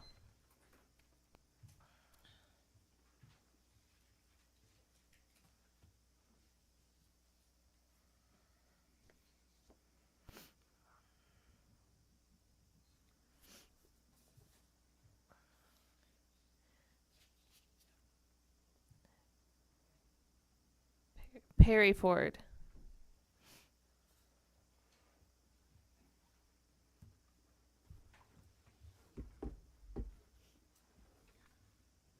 Good evening, commissioners and chair. My name is Dr. Perry Ford. I am a resident, 37-year resident of 29 Palms, and I'm here speaking on behalf of the Sanctuary Church, which owns property at 4751 Adobe and 72254 Indian Trail, and the Hope Center, which is 5792 Adobe Road in 29 Palms. Our church and the Hope Center project are deeply rooted in this city, and we care about the decisions that affect the well-being of our neighbors and future generations. Clean and renewable energy projects like this helps protect the environment in the long term, while also creating opportunities for people in the community to earn a living through good-paying local jobs. We are encouraged by the potential for this project to benefit the city, including funding that can support public services and infrastructure relied on by many of our local families. We also appreciate the developer's intention to engage with the community, not just as a builder, but as a partner and member. From a faith perspective, thoughtful development that balances economic opportunity, environmental responsibility, and community well-being is worth supporting. Thank you for your service to 29 Palms and for the opportunity to share my perspective. We respectfully encourage you to approve their project. Thank you.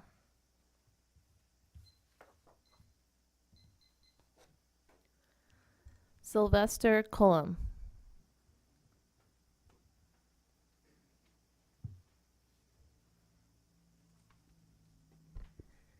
Good evening. My name is Sylvester Cullum. I've been in 29 Palms since 1977. I'm a retired Marine. I'm a commercial property owner, and I'm here to support this project. I believe the city of 29 Palms should partner with eSolar. I believe that a homeless shelter should come out of this project, a cooling and heating center for the homeless. It also should involve a kitchen that can help feed the homeless within this community. This project should provide some value for the community and for the patrons and members of 29 Palms. Thank you. Thank you.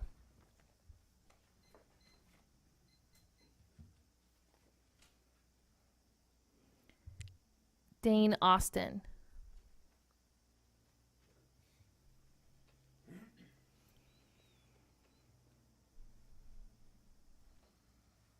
Good evening. My name is Dane Austin. I've been a resident now for 5 years, originally from Orange County. Moved out here with my family to Homestead. We love it out here. It's beautiful. So I support the E-Group's project. Here's why. It's a smart investment for 29 Palms' future. Solar is actually one of the lowest impact large-scale land uses available in the Mojave Desert economically, environmentally, and from a public health standpoint. This project delivers clean energy, strengthens the grid, reliability, creates local jobs, revenue, all without adding population, traffic, wastewater demand, and ongoing industrial activity. Because once solar is operational, there is no dust, there's no emissions, there's no traffic, there's no cooling towers, there's virtually no water use. It's only used for cleaning the panels once this thing's built. So really it's all about mitigating the risks of dust while there's construction. So valley fever being a reason for this to be denied isn't really a reason at all. Valley fever risk exists during any construction in the desert. Housing, roads, schools, utilities, not just solar. So there should be no construction. If valley fever is really your concern, then no development would be taking place, because all development is going to stir up dust, and that's why there's, developers have rules in place and mitigation processes in place to reduce dust, and maybe some need to be added to the process. Again, dust is temporary, and it's really more impactful for the workers who are there on a daily basis. But if there's wind thresholds put in place and water usage to dampen the land, it's really mitigated. So unlike mining, warehousing, other heavy industrial things, it's at the end of construction, it's over. And then again, regenerating the land once the solar panels are, once its lifespan has been used, it's easy to regenerate the land of the desert. In fact, it's the easiest to do so versus any other type of construction there is. That makes solar one of the only utility scale developments with a generally reversible footprint. And again, if valley fever were grounds for it, then you wouldn't have any new homes, schools, roads, or utilities. That's how land and land use law works. So, it's got economic benefit, grid resilience, climate progress, and then it's minimal permanent disturbance. So really the bottom line is that solar offers clean energy, local revenue, and one of the lowest permanent land impacts available, with risks that are temporary, controllable, and enforceable. So the recurring revenue will help needed local improvements and the community. This project allows the city to Thank you. thrive. So I'm in favor of it. Thank you. Thank you.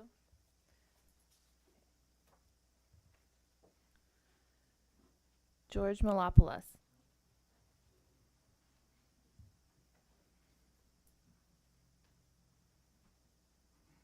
I'm George Malopoulos. This solar project has undergone thorough environmental review. It's the first environmental impact report prepared by the City of 29 Palms in over a decade, with over 1,000 pages of analysis spanning over 2 years of review. The EIR extensively evaluates all the environmental impacts associated with the project and carefully implements all feasible mitigation measures. There are several conditions of approval that address and minimize dust impacts. In fact, many of the conditions are those that were recommended in other public comments. I think it's important to note that as shown in the visual simulations included in the staff report, the project will not be visible from most public viewpoints, and as noted in the EIR, does not impact on any existing scenic vistas. Any solar project will likely impact some views from views as possible. We need to support reasonable renewable energy projects like this one.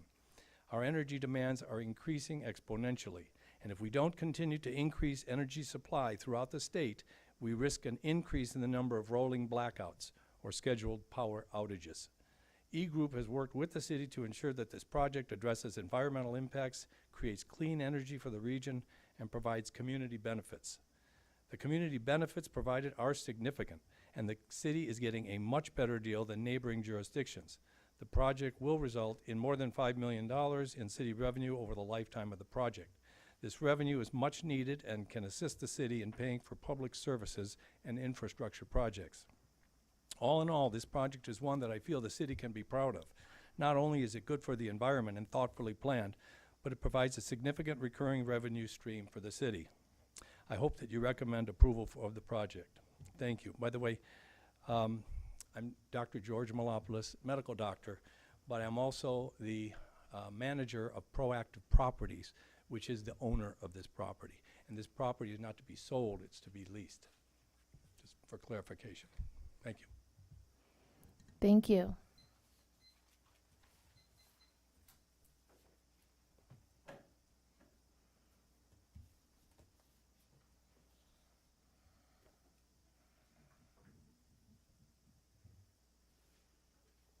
Heidi Hurd.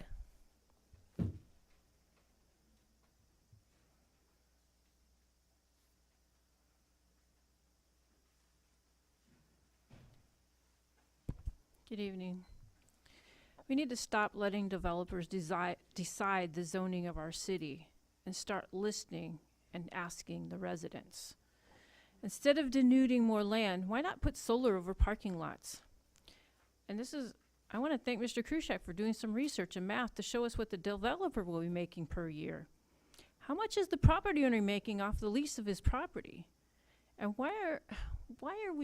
he bought that property. It's zoned residential. This baffles me, how we're letting this happen. He and the developer are the ones that will be benefiting most, not the city, and certainly not the residents of this city, and for sure not the tortoises and other wildlife. Let's save 29 Palms from turning into just an industrial city. Thank you. Heidi, on your blue card, you don't check if you're in favor or opposition, but I'm assuming opposition based on the public comment. So I'm good? So you don't want that? Okay. Perfect. Thank you. Carlos Blandon.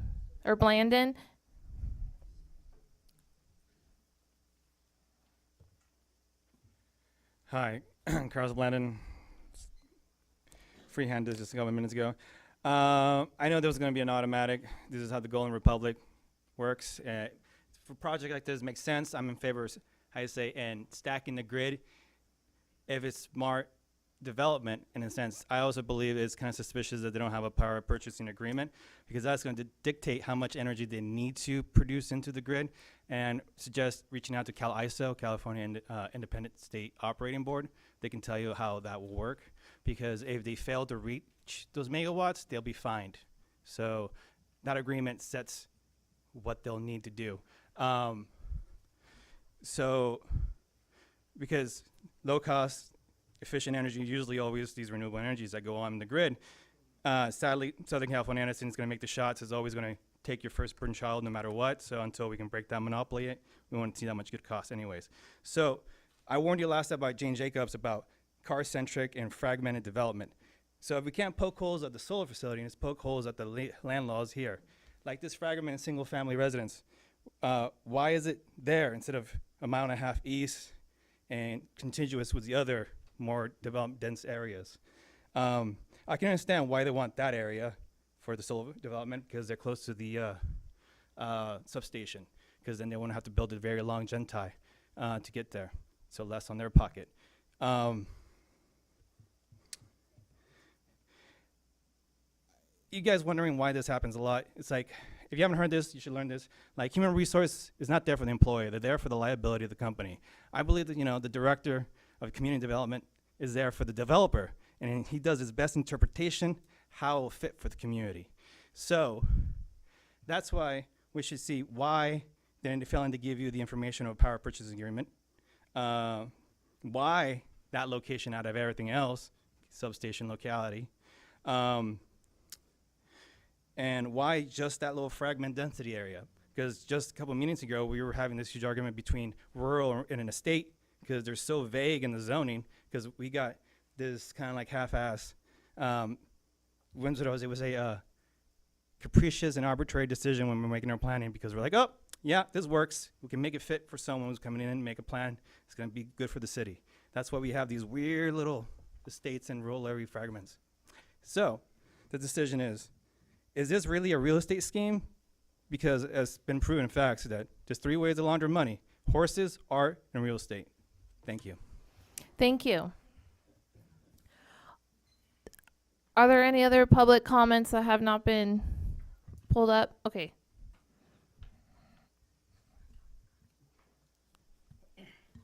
Opposition.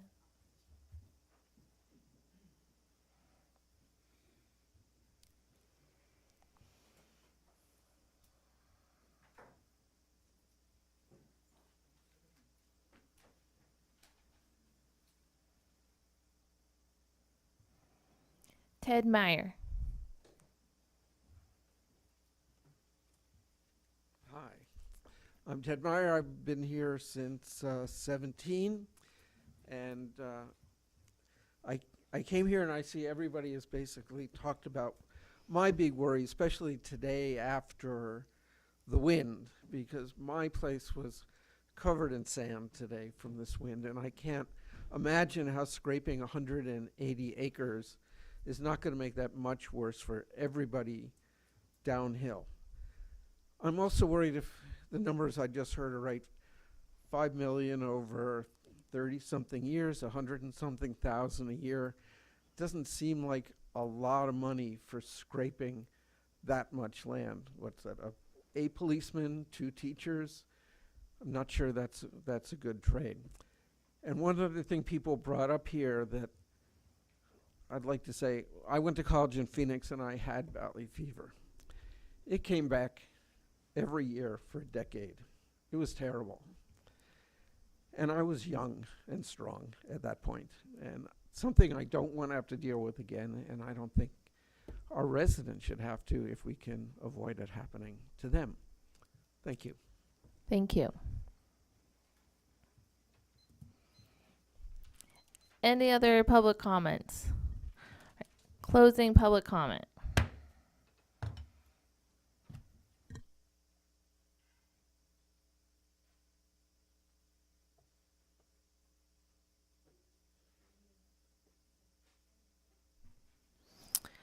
Bringing the discussion back up to the Planning Commission. Does anyone would like to start? Yeah. Sure. Alex? So they want to redistrict all that land to E-zone, right? What falls under that category?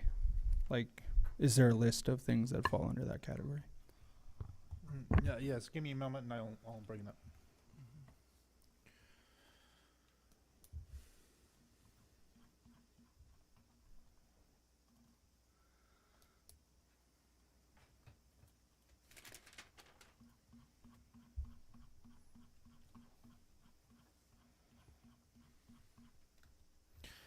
So this is one of the requests to establish this. Let me zoom it in. Yeah. Thank you. Yeah. So as it's been drafted, and by the way, this is a draft for the Planning Commission consideration. They have basically it's just residential solar, it's just basically solar fields. I'm looking to see, cause it's been a while since I've looked at this. And there are certain conditions and findings, so there is nothing else in there except for, as far as an allowable use, per the draft that we've gotten so far, is just the solar fields. There's nothing else that would be allowed. It doesn't account for wind? Does not account for wind. If and when the state requires us to do energy or to do wind AB stuff. 205 talks about wind as well. Yeah. We didn't put wind in this one. If we need to amend it at some point in the future, we can. As of right now, it's just solar.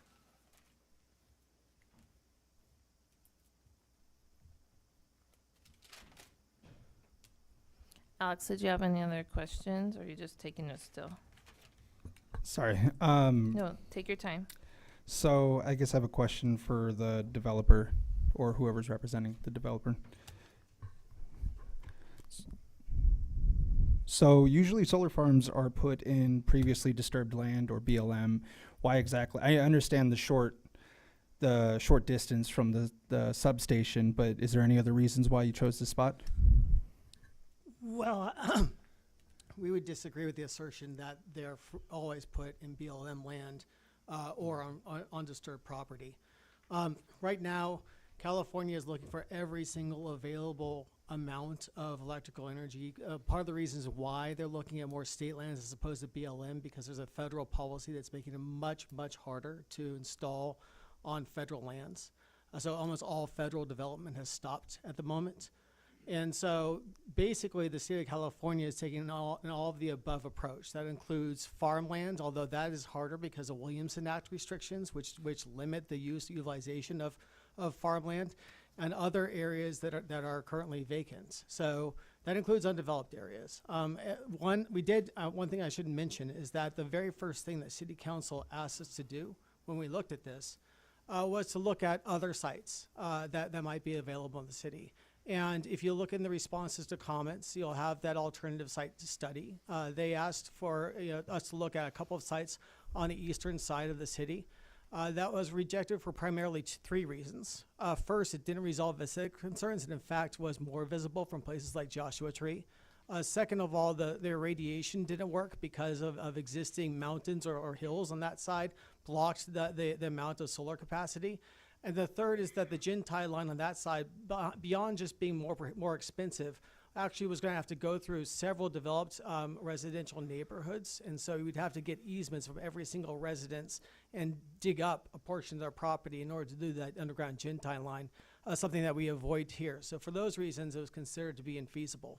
So I think those are probably the main reasons.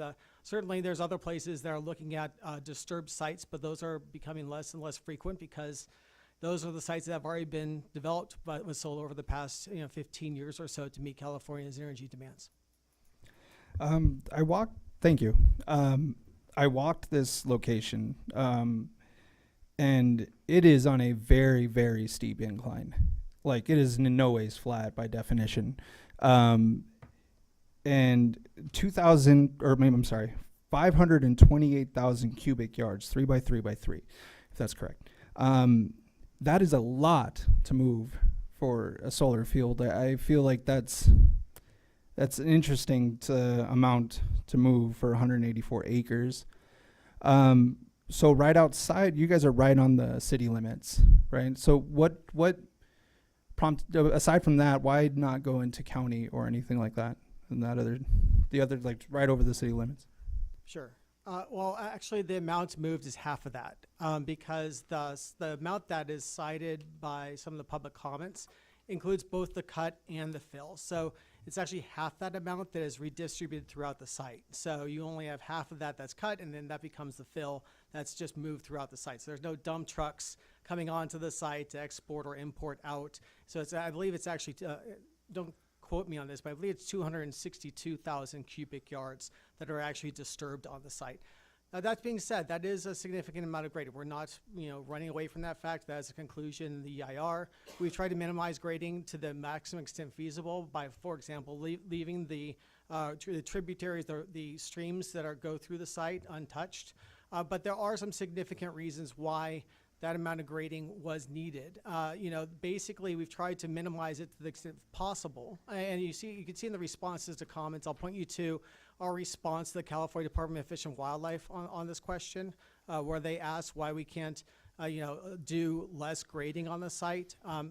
Basically, the grading plan was needed to do as much mostly to comply with county fire department requirements, because the county, when we gave them the original design, it said we cannot, there's only a certain grade that you can have, which is 12%, to allow fire access throughout the site. So we basically need to make the entire site, including all the areas the fire department may need to access, less than 12%. And so that required us to actually redo our grading plan and increase the amount of grading in the site to comply with county requirements. Now the question as to why the city as opposed to the county, I mean, don't get me wrong, if we didn't have to fight a moratorium, I would much rather be in a jurisdiction that doesn't have a ban on solar. Certainly, we looked at other alternative sites in surrounding jurisdictions, and for a variety of reasons, whether because the owners, simply weren't, making sites available for lease, or it actually required more grading, or it was prohibitively far from an interconnection point. All of those, when we did a site analysis now going on 5 or 6 years ago, we determined that this was probably the only site available that really worked for the purposes that were proposed. Thank you. I'm good on questions for right now. Jim? Yeah, the reason why we're here is because of AB 205. I mean, if they'd come and our development code stayed, we would have said no, and this project wouldn't be going forward. But because of the AB 205, we're here to discuss this program. I still go back to the benefits package. And if we said no and they decided to go with California Energy Commission, I know that there's a more detailed and rigorous standards that can cause a project to take longer to authorize. I also know that California Department of Fish and Water also tends to wield more influence before the CEC than it does before many local governments. I don't know about these other projects or how they came up with the dollars, but I do know this. I have an idea of what the revenue's gonna be. I know what they're offering us as a benefits package, and no, I can't buy a homeless I can't buy a homeless facility for $130,000. If we did a bond issue, we'd have to get that through the voters and pay that bond issue with the money. But I just don't see the benefit here. There are no local jobs with the solar field. There's probably outside construction that's going to happen.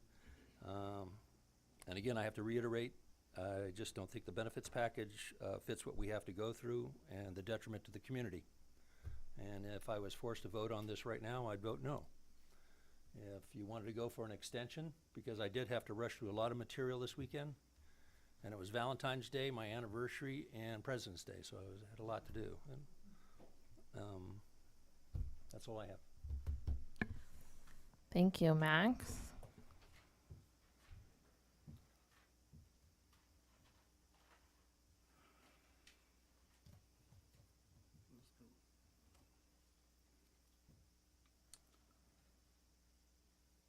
So one of the questions from some of the comments was, so what if the revegetation plan doesn't work? What's option number 2? On that question, I'll defer to Dudek Environmental, who is our biological consultant.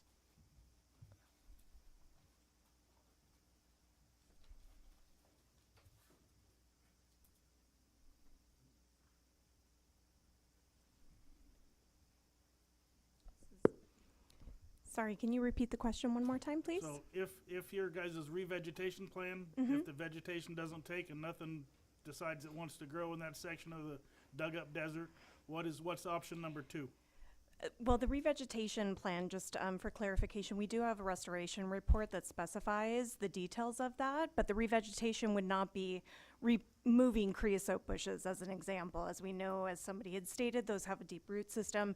They're hard to relocate or translocate. So this would be simply hydro seeding to provide that barrier and undercover. It's easy to grow. There will be shade underneath the panels. The panels will be lifted. So the hydro seeding of native annuals and native grasses would provide that cover. So that is more of what the revegetation plan is intending. Okay. And then, so back to the AB 205, thank you, does AB 205 specify AC or DC generation or just 50 megawatts of generation? Because I did a very quick search of the text of AB 205. I didn't see AC or DC anywhere in there. I saw 50 megawatts 16 times, but it doesn't specify AC or DC. That's correct. And if you look at our responses to comments, we do provide both the statutory citations and the other places within the state government code and other codes that support our interpretation of it being generating capacity at the generation source, which in this case is the solar panels. So I guess, there's two questions there. One is, can we go to the CEC with this current project? I think our answer to that is yes. The second question is, could we design a project on this site that would also meet whatever CEC requirements are? The answer to that also is yes. But again, we're here because we think that this is a good solution for the city, which will get the city a better package than if we do go that route. In fact, we agree with one of the commenters that while AB 205 is an issue for sure, we want this to stand on its own because we think that this is a significant benefit for the city. So if the city was to move forward, would you guys kind of publicly agree that you would not go the AB 205 route? I would say that the only way that we were going to go and utilize AB 205 is if our project is denied by the city. We've invested now 5 years into this project in the city, and very intentionally doing that to hopefully for the city's ultimate benefit and to be a good neighbor. And yes, we do not intend to seek approval through AB 205 if we get a project approved through the city. Does the benefits package speak to any local hiring requirement for any of the project throughout the construction or lifespan of the project? It does not. We've been on record that we want to seek for local hiring anywhere in the city that we can. We've actually engaged in if it gets to the city council, the city manager could speak to this. One of the first questions we asked the city manager was to identify potential sources of local employment for construction. And to be clear, and it's a fair comment, most of the jobs created through this are through the construction of the site, and we estimate that to be around 300 jobs. You heard today from some of the unions. The CURE is represented by a variety of unions. We continue to be in conversations with CURE to use union labor, although we haven't, full disclosure, reached an agreement with them yet.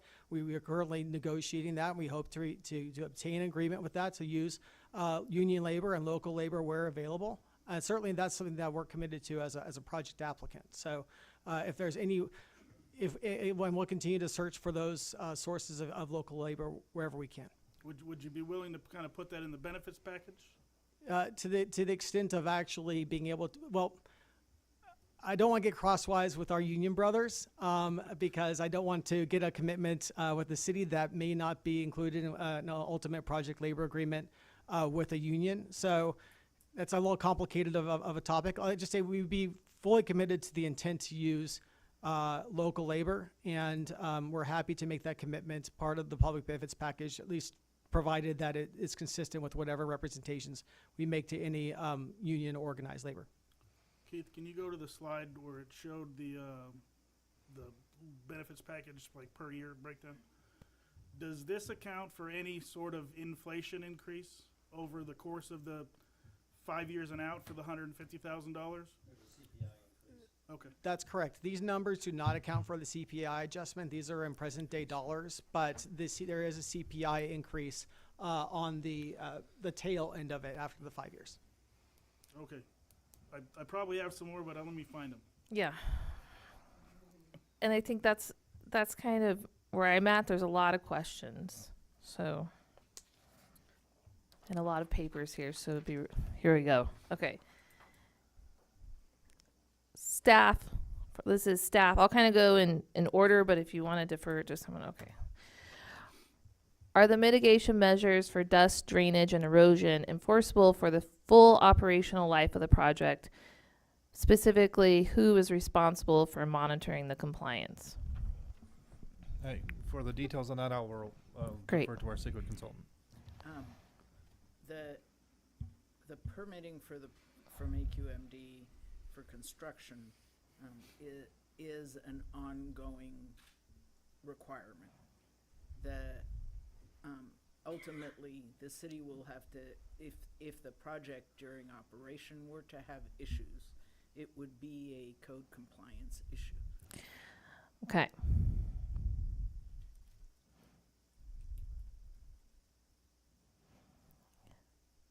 I'm going to point this into this direction and come back, but due to it being a code compliance issue, then at what cost of the money that's benefiting the community goes back into enforcing these things upon the, by monitoring compliance, et cetera. This is just one area of that I have questions about in regards to how much money would have to be used for the city specifically for this project. So the funds as presented will go into the city's general fund. They're not specifically earmarked. And as far as what the costs are for citations and administrative stuff, there are fines and citations associated with that, and some of those can be escalated per day. So if there are multiple citations, then it can be upwards of $500 or $1,000 per day per incident. So it is not necessarily, code can go after them for non-compliance with their quality. Okay, so fines directed towards the property owner? So the person that's ultimately the property owner, Yeah. but the property owner is responsible, whoever is Yes. is constructing on the property. And I think I was more directing it towards how much of this money ends up getting used by the city to have to enforce or spend on the project for the community to for it to be followed versus the fines being issued. Yeah, and the applicant will also have to pay for billing and safety inspection fees, which are a cost recovery, and so they'll have to pay a variety of inspection fees and permit fees as it goes along. So that is basically cost recovery. Okay, so you feel like it's covering the cost by its outweighing. Okay. If the advances in the technology or the market conditions change and it no longer is an economic, it's not going to be the 30 years. It's no longer a 30-year project because of some reason, change of technology, something changes. Then what are the guarantees that exist that the benefits would continue to the city if this project was no longer viable, if it was obsolete? I mean, examples, there's other projects, that the technology no longer exists, or is the best technology so it just simply stops operating. I'd have to search, but there is some provisions in there for the cease of operations, and there are certain costs associated with that as well, and I'd have to find that information for you. I might be able to answer that. Thank you. So one thing we didn't discuss tonight is the decommissioning plan. And so that is part of the code amendments that requires a decommissioning plan. That will be filed before any building permit is issued by the city. So it'll be after the entitlements. But when you start thinking about building permits and electrical permits, it includes a decommissioning plan. It's also been incorporated into the text of the development amendment, the development agreement.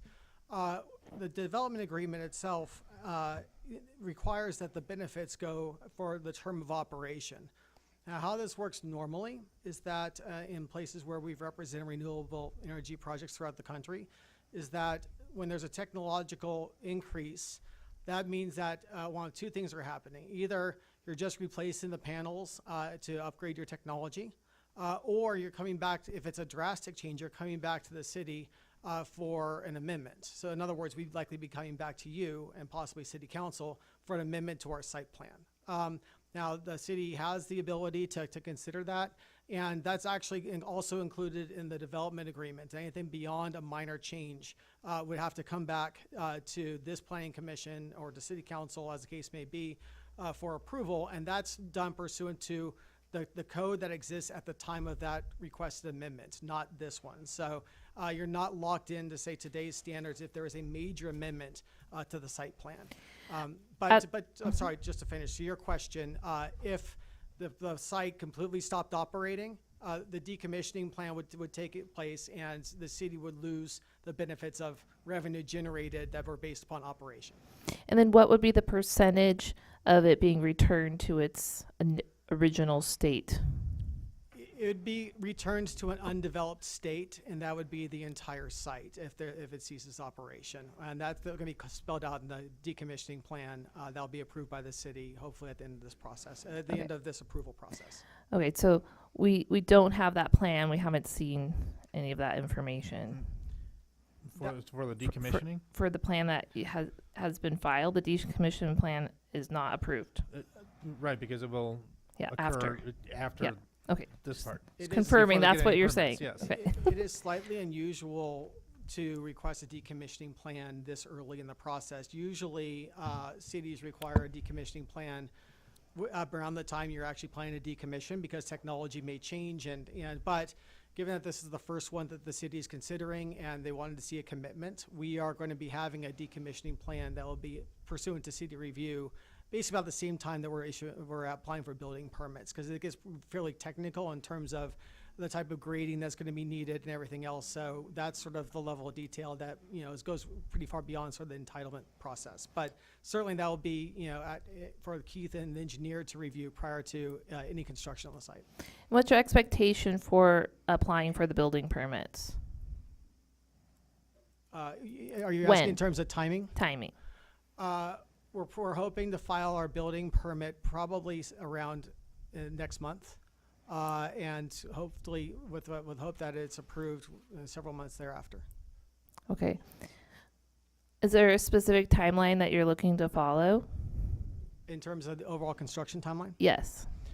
Yeah, we need to, for tax credit purposes, we'll be getting some equipment built off-site before the 4th of July. We are looking to construct, hopefully within the next 6 months, to start construction. The only issue that gives me a little bit of pause in terms of the development schedule is that the current approval process in the U.S. Fish and Wildlife is a little bit up in the air, given some guidelines from the Department of Interior. But they just informed us last week that they could continue to process our incidental take permit, but we don't know how long that's going to take. And so our hope is that we can start, assuming we're able to get through the city approval process next month, we're hoping that we could get through our grading and building permit approvals the next couple months after that. So we'd probably be starting construction in Q3 of this year and ending construction in Q1 or Q2 of next year, 9 months after we start.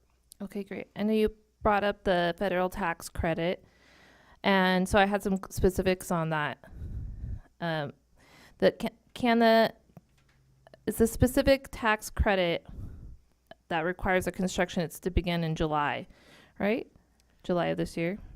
Yes, there's the technical term is beginning of construction. There's several different ways you can meet that requirement, but yes, that's the deadline is July 4th of this year. Okay, can you explain about how to meet the deadline, and ultimately the reason I'm asking is just, is this something that is going to change your ability to fund this project if you aren't able to meet this deadline? I would just say that the amount of money that we have committed to the city in public benefits, I mean, there's a certain amount that's going to require the project to pencil out. And if we don't have the millions of dollars of investment tax credits available, that's a concern, for how much we can provide the city. There are two different ways to meet that requirement. One is on the ground construction. Just given the timeline I just stated, we probably won't be able to meet the on-the-ground construction requirements, which it goes beyond grading to actually sort of, well, to be clear, we don't know exactly how the IRS is considering that term at the moment because of lack of guidance, but it does mean more than just site preparation or grading. It's like actually installing some rows of solar panels. It's unlikely we're going to meet that, but so we've advised the client that to meet the second way, which is what most developers are doing now, which is off-site construction, building, prefabricating some sort of not off the rack, but specialized equipment at an off-site location that can eventually be installed on the project site. We are confident we can meet that deadline, at least sufficient to meet ITC credits. Okay, so you mentioned you're not confident if you don't get the credits that the DA apply. It still applies regardless of if you meet the credits or not.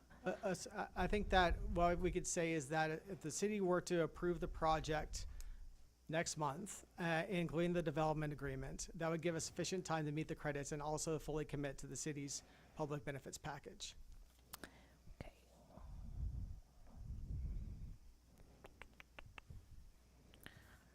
All right. Do you guys have any more? Because I have quite a few, but I can come back to. Okay. Continue, Alex. I have some more questions about not having a power purchase agreement. So usually, like, ideally you would have a power purchase agreement, or at least some kind of like contemplating a company you would go with a power. Like, do you have anything in the future that you planned on having a power purchase agreement at all? We'll definitely have a PPA. Yes, that's the way we will market the energy. I would say it would be highly unusual to have a PPA in place before any entitlements have been issued for a project, especially with a city that has a moratorium. We don't. We've certainly reached out to a number of potential purchasers, but they're saying until you go through the city process, we're not really willing to engage in substantive conversations because you still have to go through your entitlement process. The CEQA approval and certification is also a critical part of that. It's really unusual for most energy suppliers to have a PPA in place without those going across the finish line. So you said you had reached out to some companies. What were those? Who were they? I don't think that's confidential information. I'm just curious. I don't Okay. think that we can share that publicly. Fair enough. Although if you have questions, maybe in a private setting, we can provide a list. But I don't want to jeopardize sort of privileged conversations that have happened with those companies. Of course.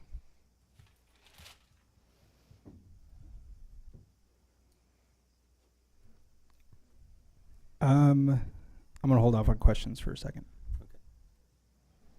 I just want to reiterate a couple points. Even with AB 205, there will have to be a community benefits package that has an overall net positive economic benefit to the community. So that's so it's not like we're going to be losing, everything. If we Yeah, don't but agree. we potentially could lose quite a bit. Like what? $100,000? $105,000. $105,000 a year. I think we can survive that.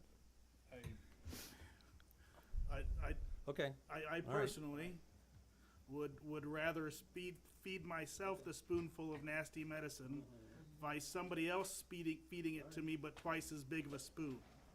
Okay. If that makes any sense. Do you have any questions? I do. Okay, let's jump into those because I know So we have a lot of questions. Mitigation has been a big topic. Did you guys look at any kind of alternate tracking arrays that would limit the amount of grading you would have to do for the actual solar arrays?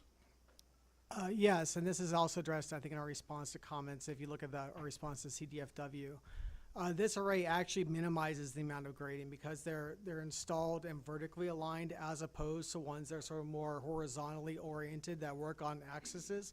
Those require absolute flat grounds and expansive across the entire site. This, while it certainly requires some grading, is less actually than the more traditional framework that you'll see in other areas in the region. The other important point that we mentioned in response to that is that if we did less grading, there's actually a chance for more erosion. So for example, if we just put them throughout the site in more of a pockmarked type of way, it's our preliminary analysis that DUDEP perform is that creates more of a channelization effect that could actually increase erosion and potential flooding in the drainage systems that are retained on the site, which is another concern which is why, you know, we've gone with the grading package we have. I mean, certainly, it's cost more to grade. And so it's in the developer's economic incentive to reduce grading as much as feasible. And I think that we've tried to do that to the maximum extent possible, given the site characteristics. That's all I've got. Okay. I have notes everywhere. Okay, hold on. So just to come back to some of the public comments about the water, and I know I already asked about the water. So there's a couple of deeper follow-up questions from that. Was how much water, where is the water coming from? And really, how much water usage does it take for this much grading to bring off-site water onto it for the length that is going to be required? In terms of the dewatering effort for construction, I don't have that number off the top of my head. We can provide that in supplemental comments, unless I'm looking at Dudek. Do you guys have any? It's not any more than would be standard for this type of project that's required by AQMD. We could follow up with a specific estimate. In terms of operation, and again, that's going to be, you know, trucked in, is going to be very similar to any other sort of project of this scale or size, because those requirements go through AQMD, and we'll do what they require us to do, which generally is water 3 times a day. And that, so this site does not have a municipal water connection, so, you know, that's going to be trucked in pursuant to contract. Operationally, it won't require much water at all. The E-Group has proposed using basically self-cleaning robots that clean the panels without water. And so, and we've committed to this. It's also the EIR that the only time that they would need any water on site for maintenance would be after major, like severe dust storms, which they estimate probably happening once or twice a year, at the level that actually requires some amount of water usage. And that would again be trucked in. Okay, thank you. Yeah, I'd love the follow up on that. Are there other renderings that you have created that show the panels from higher elevations? No, we did look from Joshua Tree, although we didn't create one from it. And at that point, you know, it's a sufficient enough distance that you wouldn't be able to see it. It sort of looks like a black dot when we did that. But we did not provide that because it really didn't show anything. Yeah. No, at that level, and that's also, by the way, in the city's own aesthetics analysis when it looked at scenic vistas. The other thing to note is that when you're really up on those mountaintops, you're already seeing a couple black dots in the area, and that's the existing solar fields that are, I believe, to the northwest. So there's sort of already that visual impact at some sites. But when the city looked at this, and I could refer you to the city planners to discuss it further, when we looked at the scenic vistas from say nearby mountaintops, they conclude there wouldn't be an impact to scenic vistas.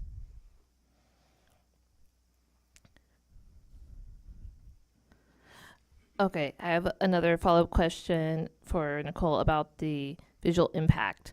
So I know this is the big component of CEQA of the impact not being mitigatable.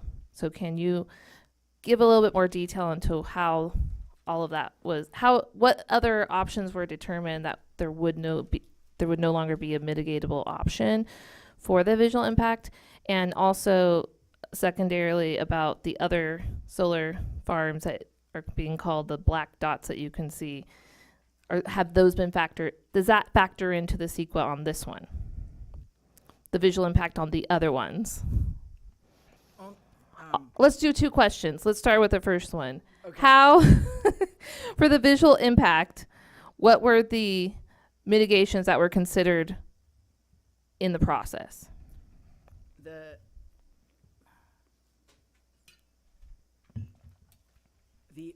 The only feasible, the only potential mitigation would be fencing. And as you can see in the visual sim that Keith has up, it would not be effective. You could theoretically plant huge trees, unlikely to be successful and therefore not feasible in this environment.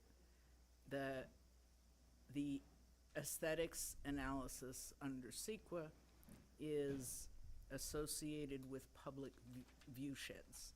And so the locations that were selected for the visual simulations are from public view sheds.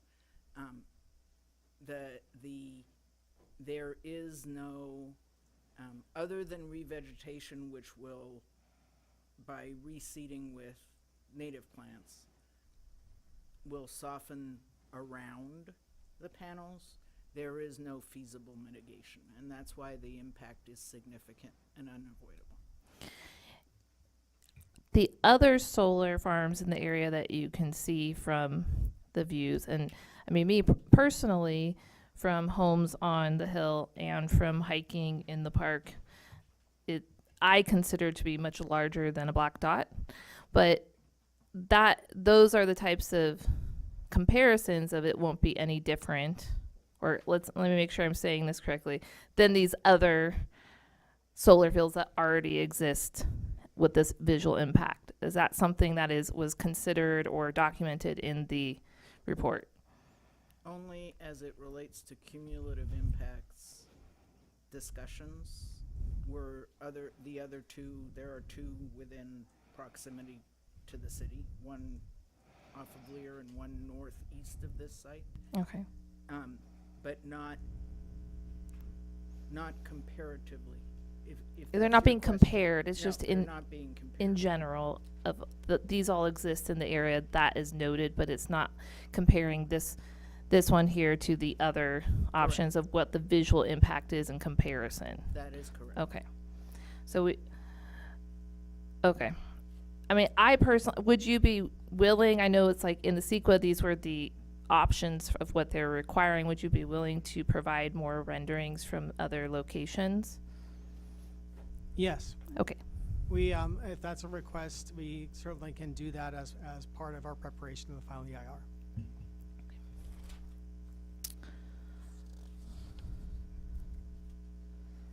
I would just note that there's two different aesthetic concerns that are addressed in the aesthetics section. One deals with existing scenic vistas, of which, and the EIR, the draft EIR concludes that there wouldn't be an impact of scenic vistas. So things like concerns about tourism, which you think about the great scenic vistas you have in the city, that was concluded to be not a significant impact. The different one is changing the visual character of the site as seen from public viewpoints. That's the one that was identified as a significant and unavoidable impact. Okay. So for the tourism, how is that determined specifically for tourism? Tourism and economic issues are not CEQA issues. They were removed from CEQA several years ago. The park, however, is a public viewpoint. And so an additional visual simulations from points in the park would be appropriate under this analysis. I agree. Thank you for sharing that. Go ahead. When will the EIR be finalized? The final EIR will be done by the end of the month, 10 days before the currently tentatively scheduled city council hearing. End of this month. Correct. Okay. Assuming that the planning commission acts on it and that no further additions to it need to be made. Okay.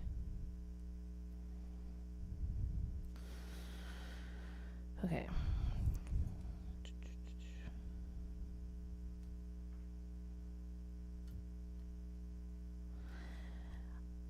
I know I keep touching on this, but I'm going to point this at legal for a more specific answer, just about the development agreement. What is being done to ensure that the promised amounts is going to be enforceable and protected for the entire life of the project? Yeah, so the development agreement is going to be recorded on the property. It's going to bind the property owner, the applicant, and any future successors in interest. If there's a violation of the development agreement, that'd be a violation of the entitlements. In theory, we could revoke entitlements. That would be a pretty drastic move that I don't intend would happen, but there will be enforcement mechanisms. What about if the operator defaults? Again, if the operator defaults, that would be a default of the development agreement.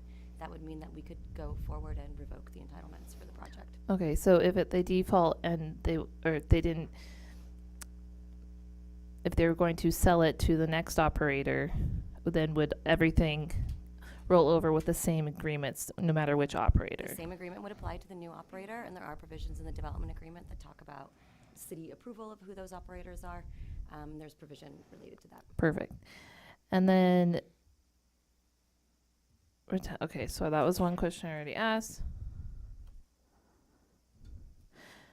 Specifically, does the possibility that this project could seek the state level with the AB 205, does that change the commission's independent CEQA obligation for this? And I know the answer, but I just want to hear you say it. No.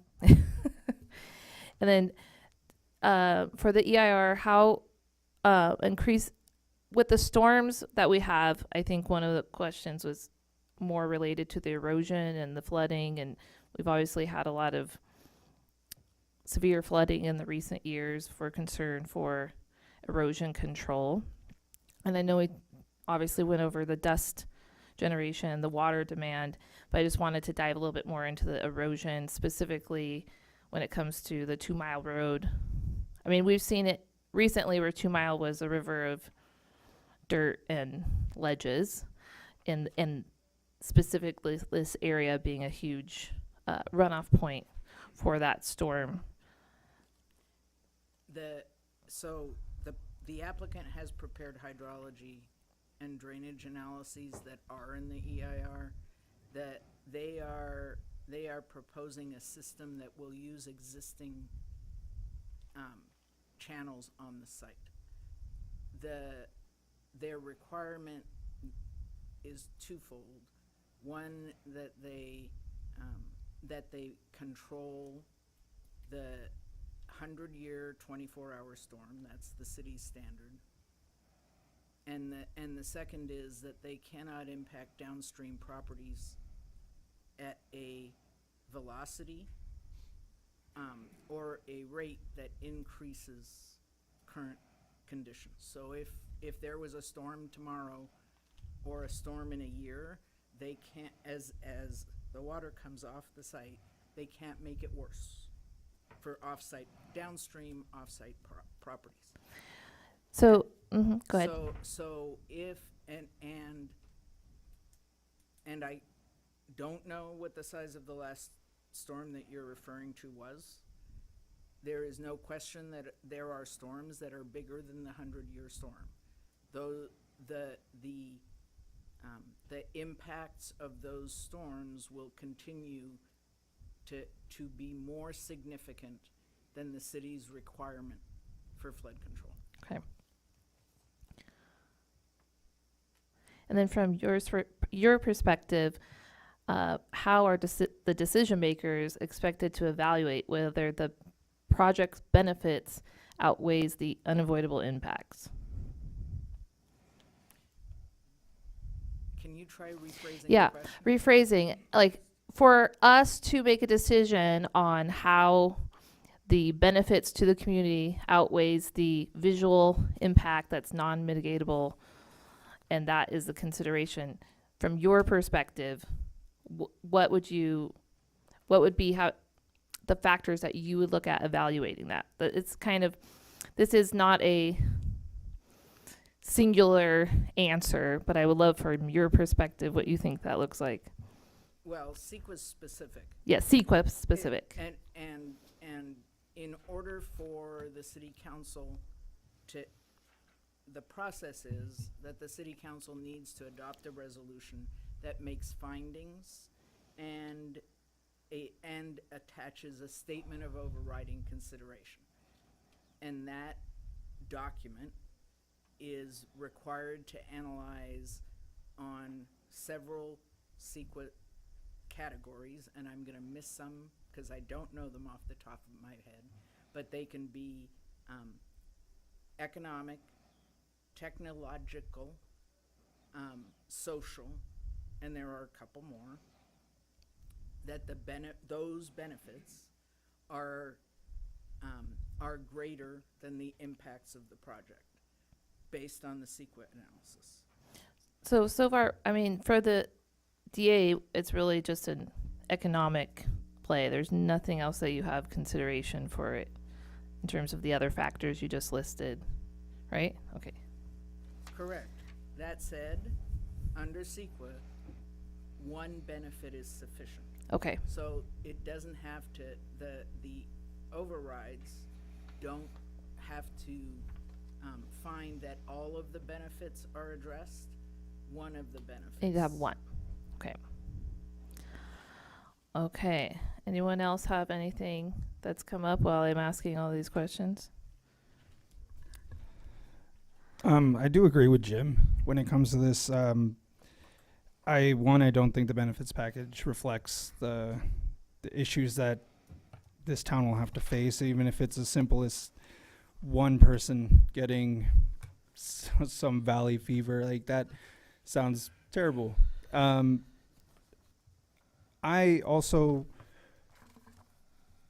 want to make it very clear that I am all for solar, but I don't think that solar farms are meant to be in certain areas, but that's my personal opinion. But I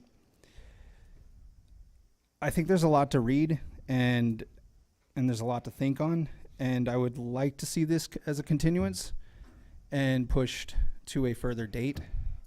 That would be my personal thoughts, because there's a lot of questions that I need to revisit, and I'd like to revisit, and I can't give a solid answer of approval or anything today. So I don't know how else the other planning commissioners feel about that, but that's how I currently feel. I would be fine with a continuance. Get more time.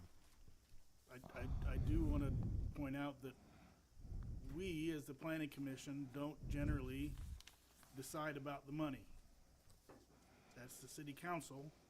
Yes. Who's already worked understand this out, right? But they brought that up here, and they Right. brought it up, and so we came here and looked. I'm And we just have to look saying- at all the things. I would normally Yeah. fully agree with that, but in this instance, the economic benefit is the justification for the non-mitigatable CEQA But thing. So even with, and I personally, $150,000 after the first 5 years, that's probably not a lot, right? But other jurisdictions have gotten way less, right? And also, I wasn't in their decision process. I know, and we weren't in this either. But in when this these decision dollar process, we figures can make a were- decision. were- We can look at what are they receiving, what are we receiving? Right. And That's as simple as I there, did. there also is a big concern that we don't know. I understand that they don't have any PPAs currently, but that is a big determination whether, like, what they'll be making How in is that general. a determination for us how much money this company is going to make or not make? They could be making $15 after all this is said and done. We don't know, and Okay. that's not on us. Okay, They did- are choosing to want to do business with the city of 29 Palms. They're saying, I'm willing to not go to the state and spoon feed you some medicine you really don't like, because I'm going to cut the benefit package into 2/3, because it took me a lot more time and money to get this done. The money is not us. I'd love to know actually how much money, because it has to be done in less than a year, and how much money does it take off of it? They're obviously going to make a profit. They wouldn't be spending this much time and effort to do Okay. something if they weren't going to make a Understand profit. that, That's you know. not. Did we ask any of the Airbnb hosts who? This isn't an But Airbnb. it's, This is a possible. if this developer was saying I wanted to build a 2 to 3 story apartment complex for 185 units on 184 acres, would we be saying, well, I don't know, how much money are you going to profit on your apartment complex? Would Those we are be saying the same thing? Those are very different scenarios. The destruction to the land is way more for them to go build an apartment complex for, say, 300 units or whatever, 2 to 3 stories tall. The visual effects, way more, right? 30 years is a long time. Those apartments This could isn't be a- there for 50. Yes, but they will house people. Okay, These so are I going to provide power for people to turn on their lights. That's Right. why the PPA Mhm. matters. It It's not. doesn't. Yes, it does. Okay, so I see you both don't agree on that item, and that's okay. And But real let's quick, okay. They both voiced that they would be okay with a continuance. Mm-hmm. I'm not so much, but Okay. there's only 4 of us. Well, I have a couple other things I want to discuss with you guys, and then before we try and move it to a motion. So okay. Let me go back to my notes because I that got thrown.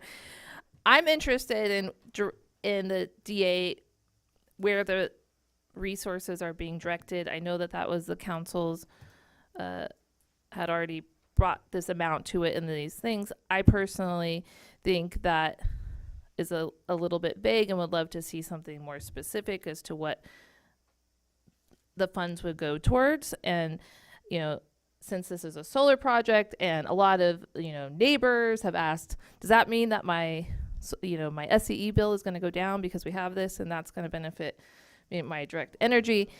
And I know the answer is no, but, what are things like the cooling centers, low income HVAC repair, these types of heat relief programs or things that maybe benefit this specific thing? Would something like that be something you think, if those things were considered, that would change any factor of what you're feeling about the DA?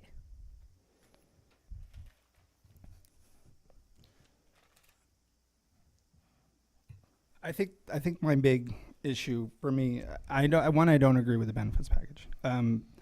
Sorry, I don't agree with that. But I'm also trying to determine whether this is a standalone solar project or if this is just an electrical infrastructure for further projects down the line that can inevitably affect 29. And I understand we don't get to talk about the money, different things like that, but those things need to be considered.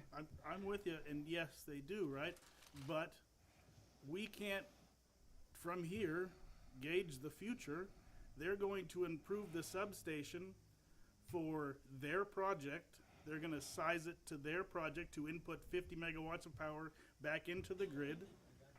They're not making it so they can pump 150 megawatts into the grid and only build the plant for 50 right now, and then come back in 2 years and say, hey, this worked out really well for us. We're doing pretty well. I want to build another 100 megawatts of power, and I've already resized the transformers and all that stuff. They're not saying that.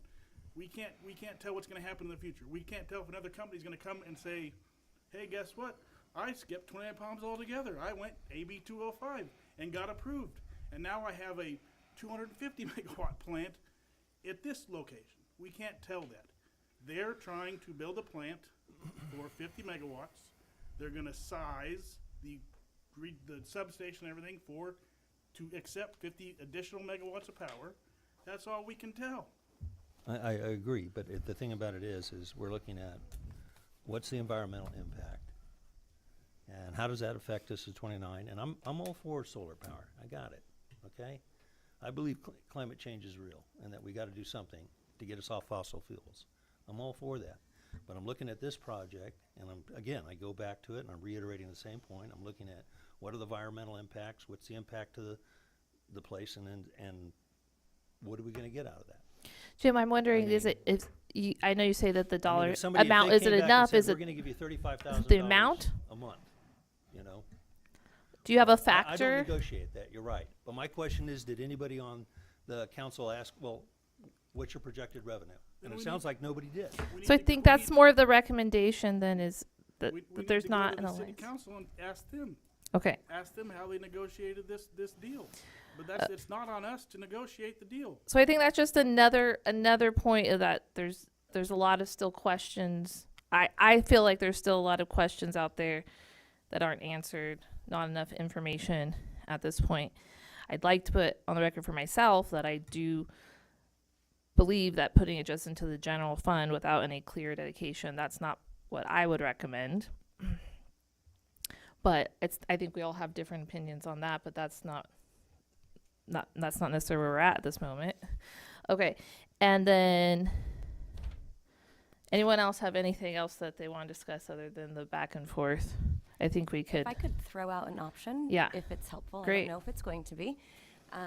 But you could have a motion to forward on a split recommendation to the city council. Maybe it's 2 in favor, 2 opposed. Maybe it's 2 in favor, one is neutral but wants to see more details on where the funds are going, and one is in favor.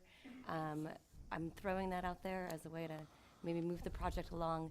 And I say this because if there's a continuance, I don't know that there's any new information we can bring back to you. And that's the I definitely, the go only ahead. point that I would mention about the continuance is there are certain things that have been mentioned that we just cannot provide information within a reasonable amount of time. We will not have a PPA in place in the next, or even have information on that within the next 2 months. And that's, unfortunately, that's just part of the process of our negotiations. So I understand it's an unknown at this point, but we will not be able to provide that in a reasonable time for this committee's consideration. As the applicant, we've gotten clear direction from council that they want their money in the general fund. And so we can't come back with other information until it goes to city council because they've told us that's where they want it. So Okay, so That's I not just think the main thing is that there's been this response multiple times today, and I've tried to note it as it's happening as we're asking questions. And the response comes back to a lot of the applicant saying, these are answers that were responded to the comments in the IR, and therefore there's so much information for it to gotten through in the short amount of time. I don't think it's necessarily because there's more information to be shared. I think it's just a matter of having more time to actually deep dive into some of this information that hasn't had the time to do so. There is so much information and responses to the comments and a lot of questions still outstanding. So in my opinion, it's more of that reason that I would want to continue it. Then I'll make a motion. I motion for a continuance to a further date. Sir, you need to make that a date certain. Yeah. Date certain. Okay, give me one.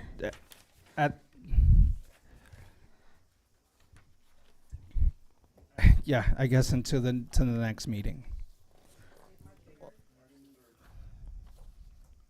So just to clarify, the motion would be to continue this item until March 3rd. Yes. Can I ask a question before we vote on this? Yes. What's it gonna change? It'll give me more time to read through all of this on top of putting in consideration to every person that is afraid of this project. The thing that's going to change is just the simple fact that they deserve to be heard. And I get it. That doesn't need to be, we don't need to pass this through to city council just yet. We're a governing body that needs to take their time. I'm with you. I just want, for me, I'm acknowledging this. There's a huge volume. There's many entitlements that have to be changed. There's a lot of complexity to it, and some of the information was provided in this last short amount of time. So not everyone feels confident in it as you do in it. But I understand what you're saying, that it's not going to give us more information between now. I just don't feel that no matter how long we take to review the comments to the EIR, the responses, the questions, anything else, I don't think for me, I don't think my vote's not changing. Okay. I don't believe your guys' is either. Well, I can go through the rest of it. I mean, I'm glad you had time to go through everything as thoroughly as you would like to. I mean, I would like to say I did, but I rushed through a lot of the material because we had from the end of Thursday to this Tuesday to get through everything. There was another 385 pages. I'd like to spend more time going through the response to public comment. And what's 2 more weeks? Yeah, so I think I'd love to invite the motion for you to, for the date certain. Who knows? Maybe I'll change my mind. I'm not, I'm just inviting. Did you already do is the motion made? I already did the motion. Okay, do we have a second? I will second it. Okay. And vote. Commissioner Khrushchev? Continuance correct. to March Aye. 3rd. Great, correct. To March 3rd. Commissioner Khrushchev? Aye. Commissioner Walker? Nay. Vice Chair Garcia? Aye. Chair Cure? Aye. Approved. So Okay. as a point of order, is Yeah. the public comment has now is still continued to be closed, is it not? Yes. Actually, with the continuance, the public comment period remains open. Oh, it remains does it? open? It does. Okay. Well, good thing you're here for that. Okay. So I think just just because before we close, is there any items removed? No, we're flipping over. Sorry. Give me 1 minute. Discussion and potential action items. Community Development Director updates. Just something really, really quick. We did administratively approve through a site plan review the Bamboo Gardens Dumpling House, which will be opening in the Sater Brothers Center. So they completed all the requirements and we cleared them to open. Okay, thank you. And no study session, so this meeting is adjourned.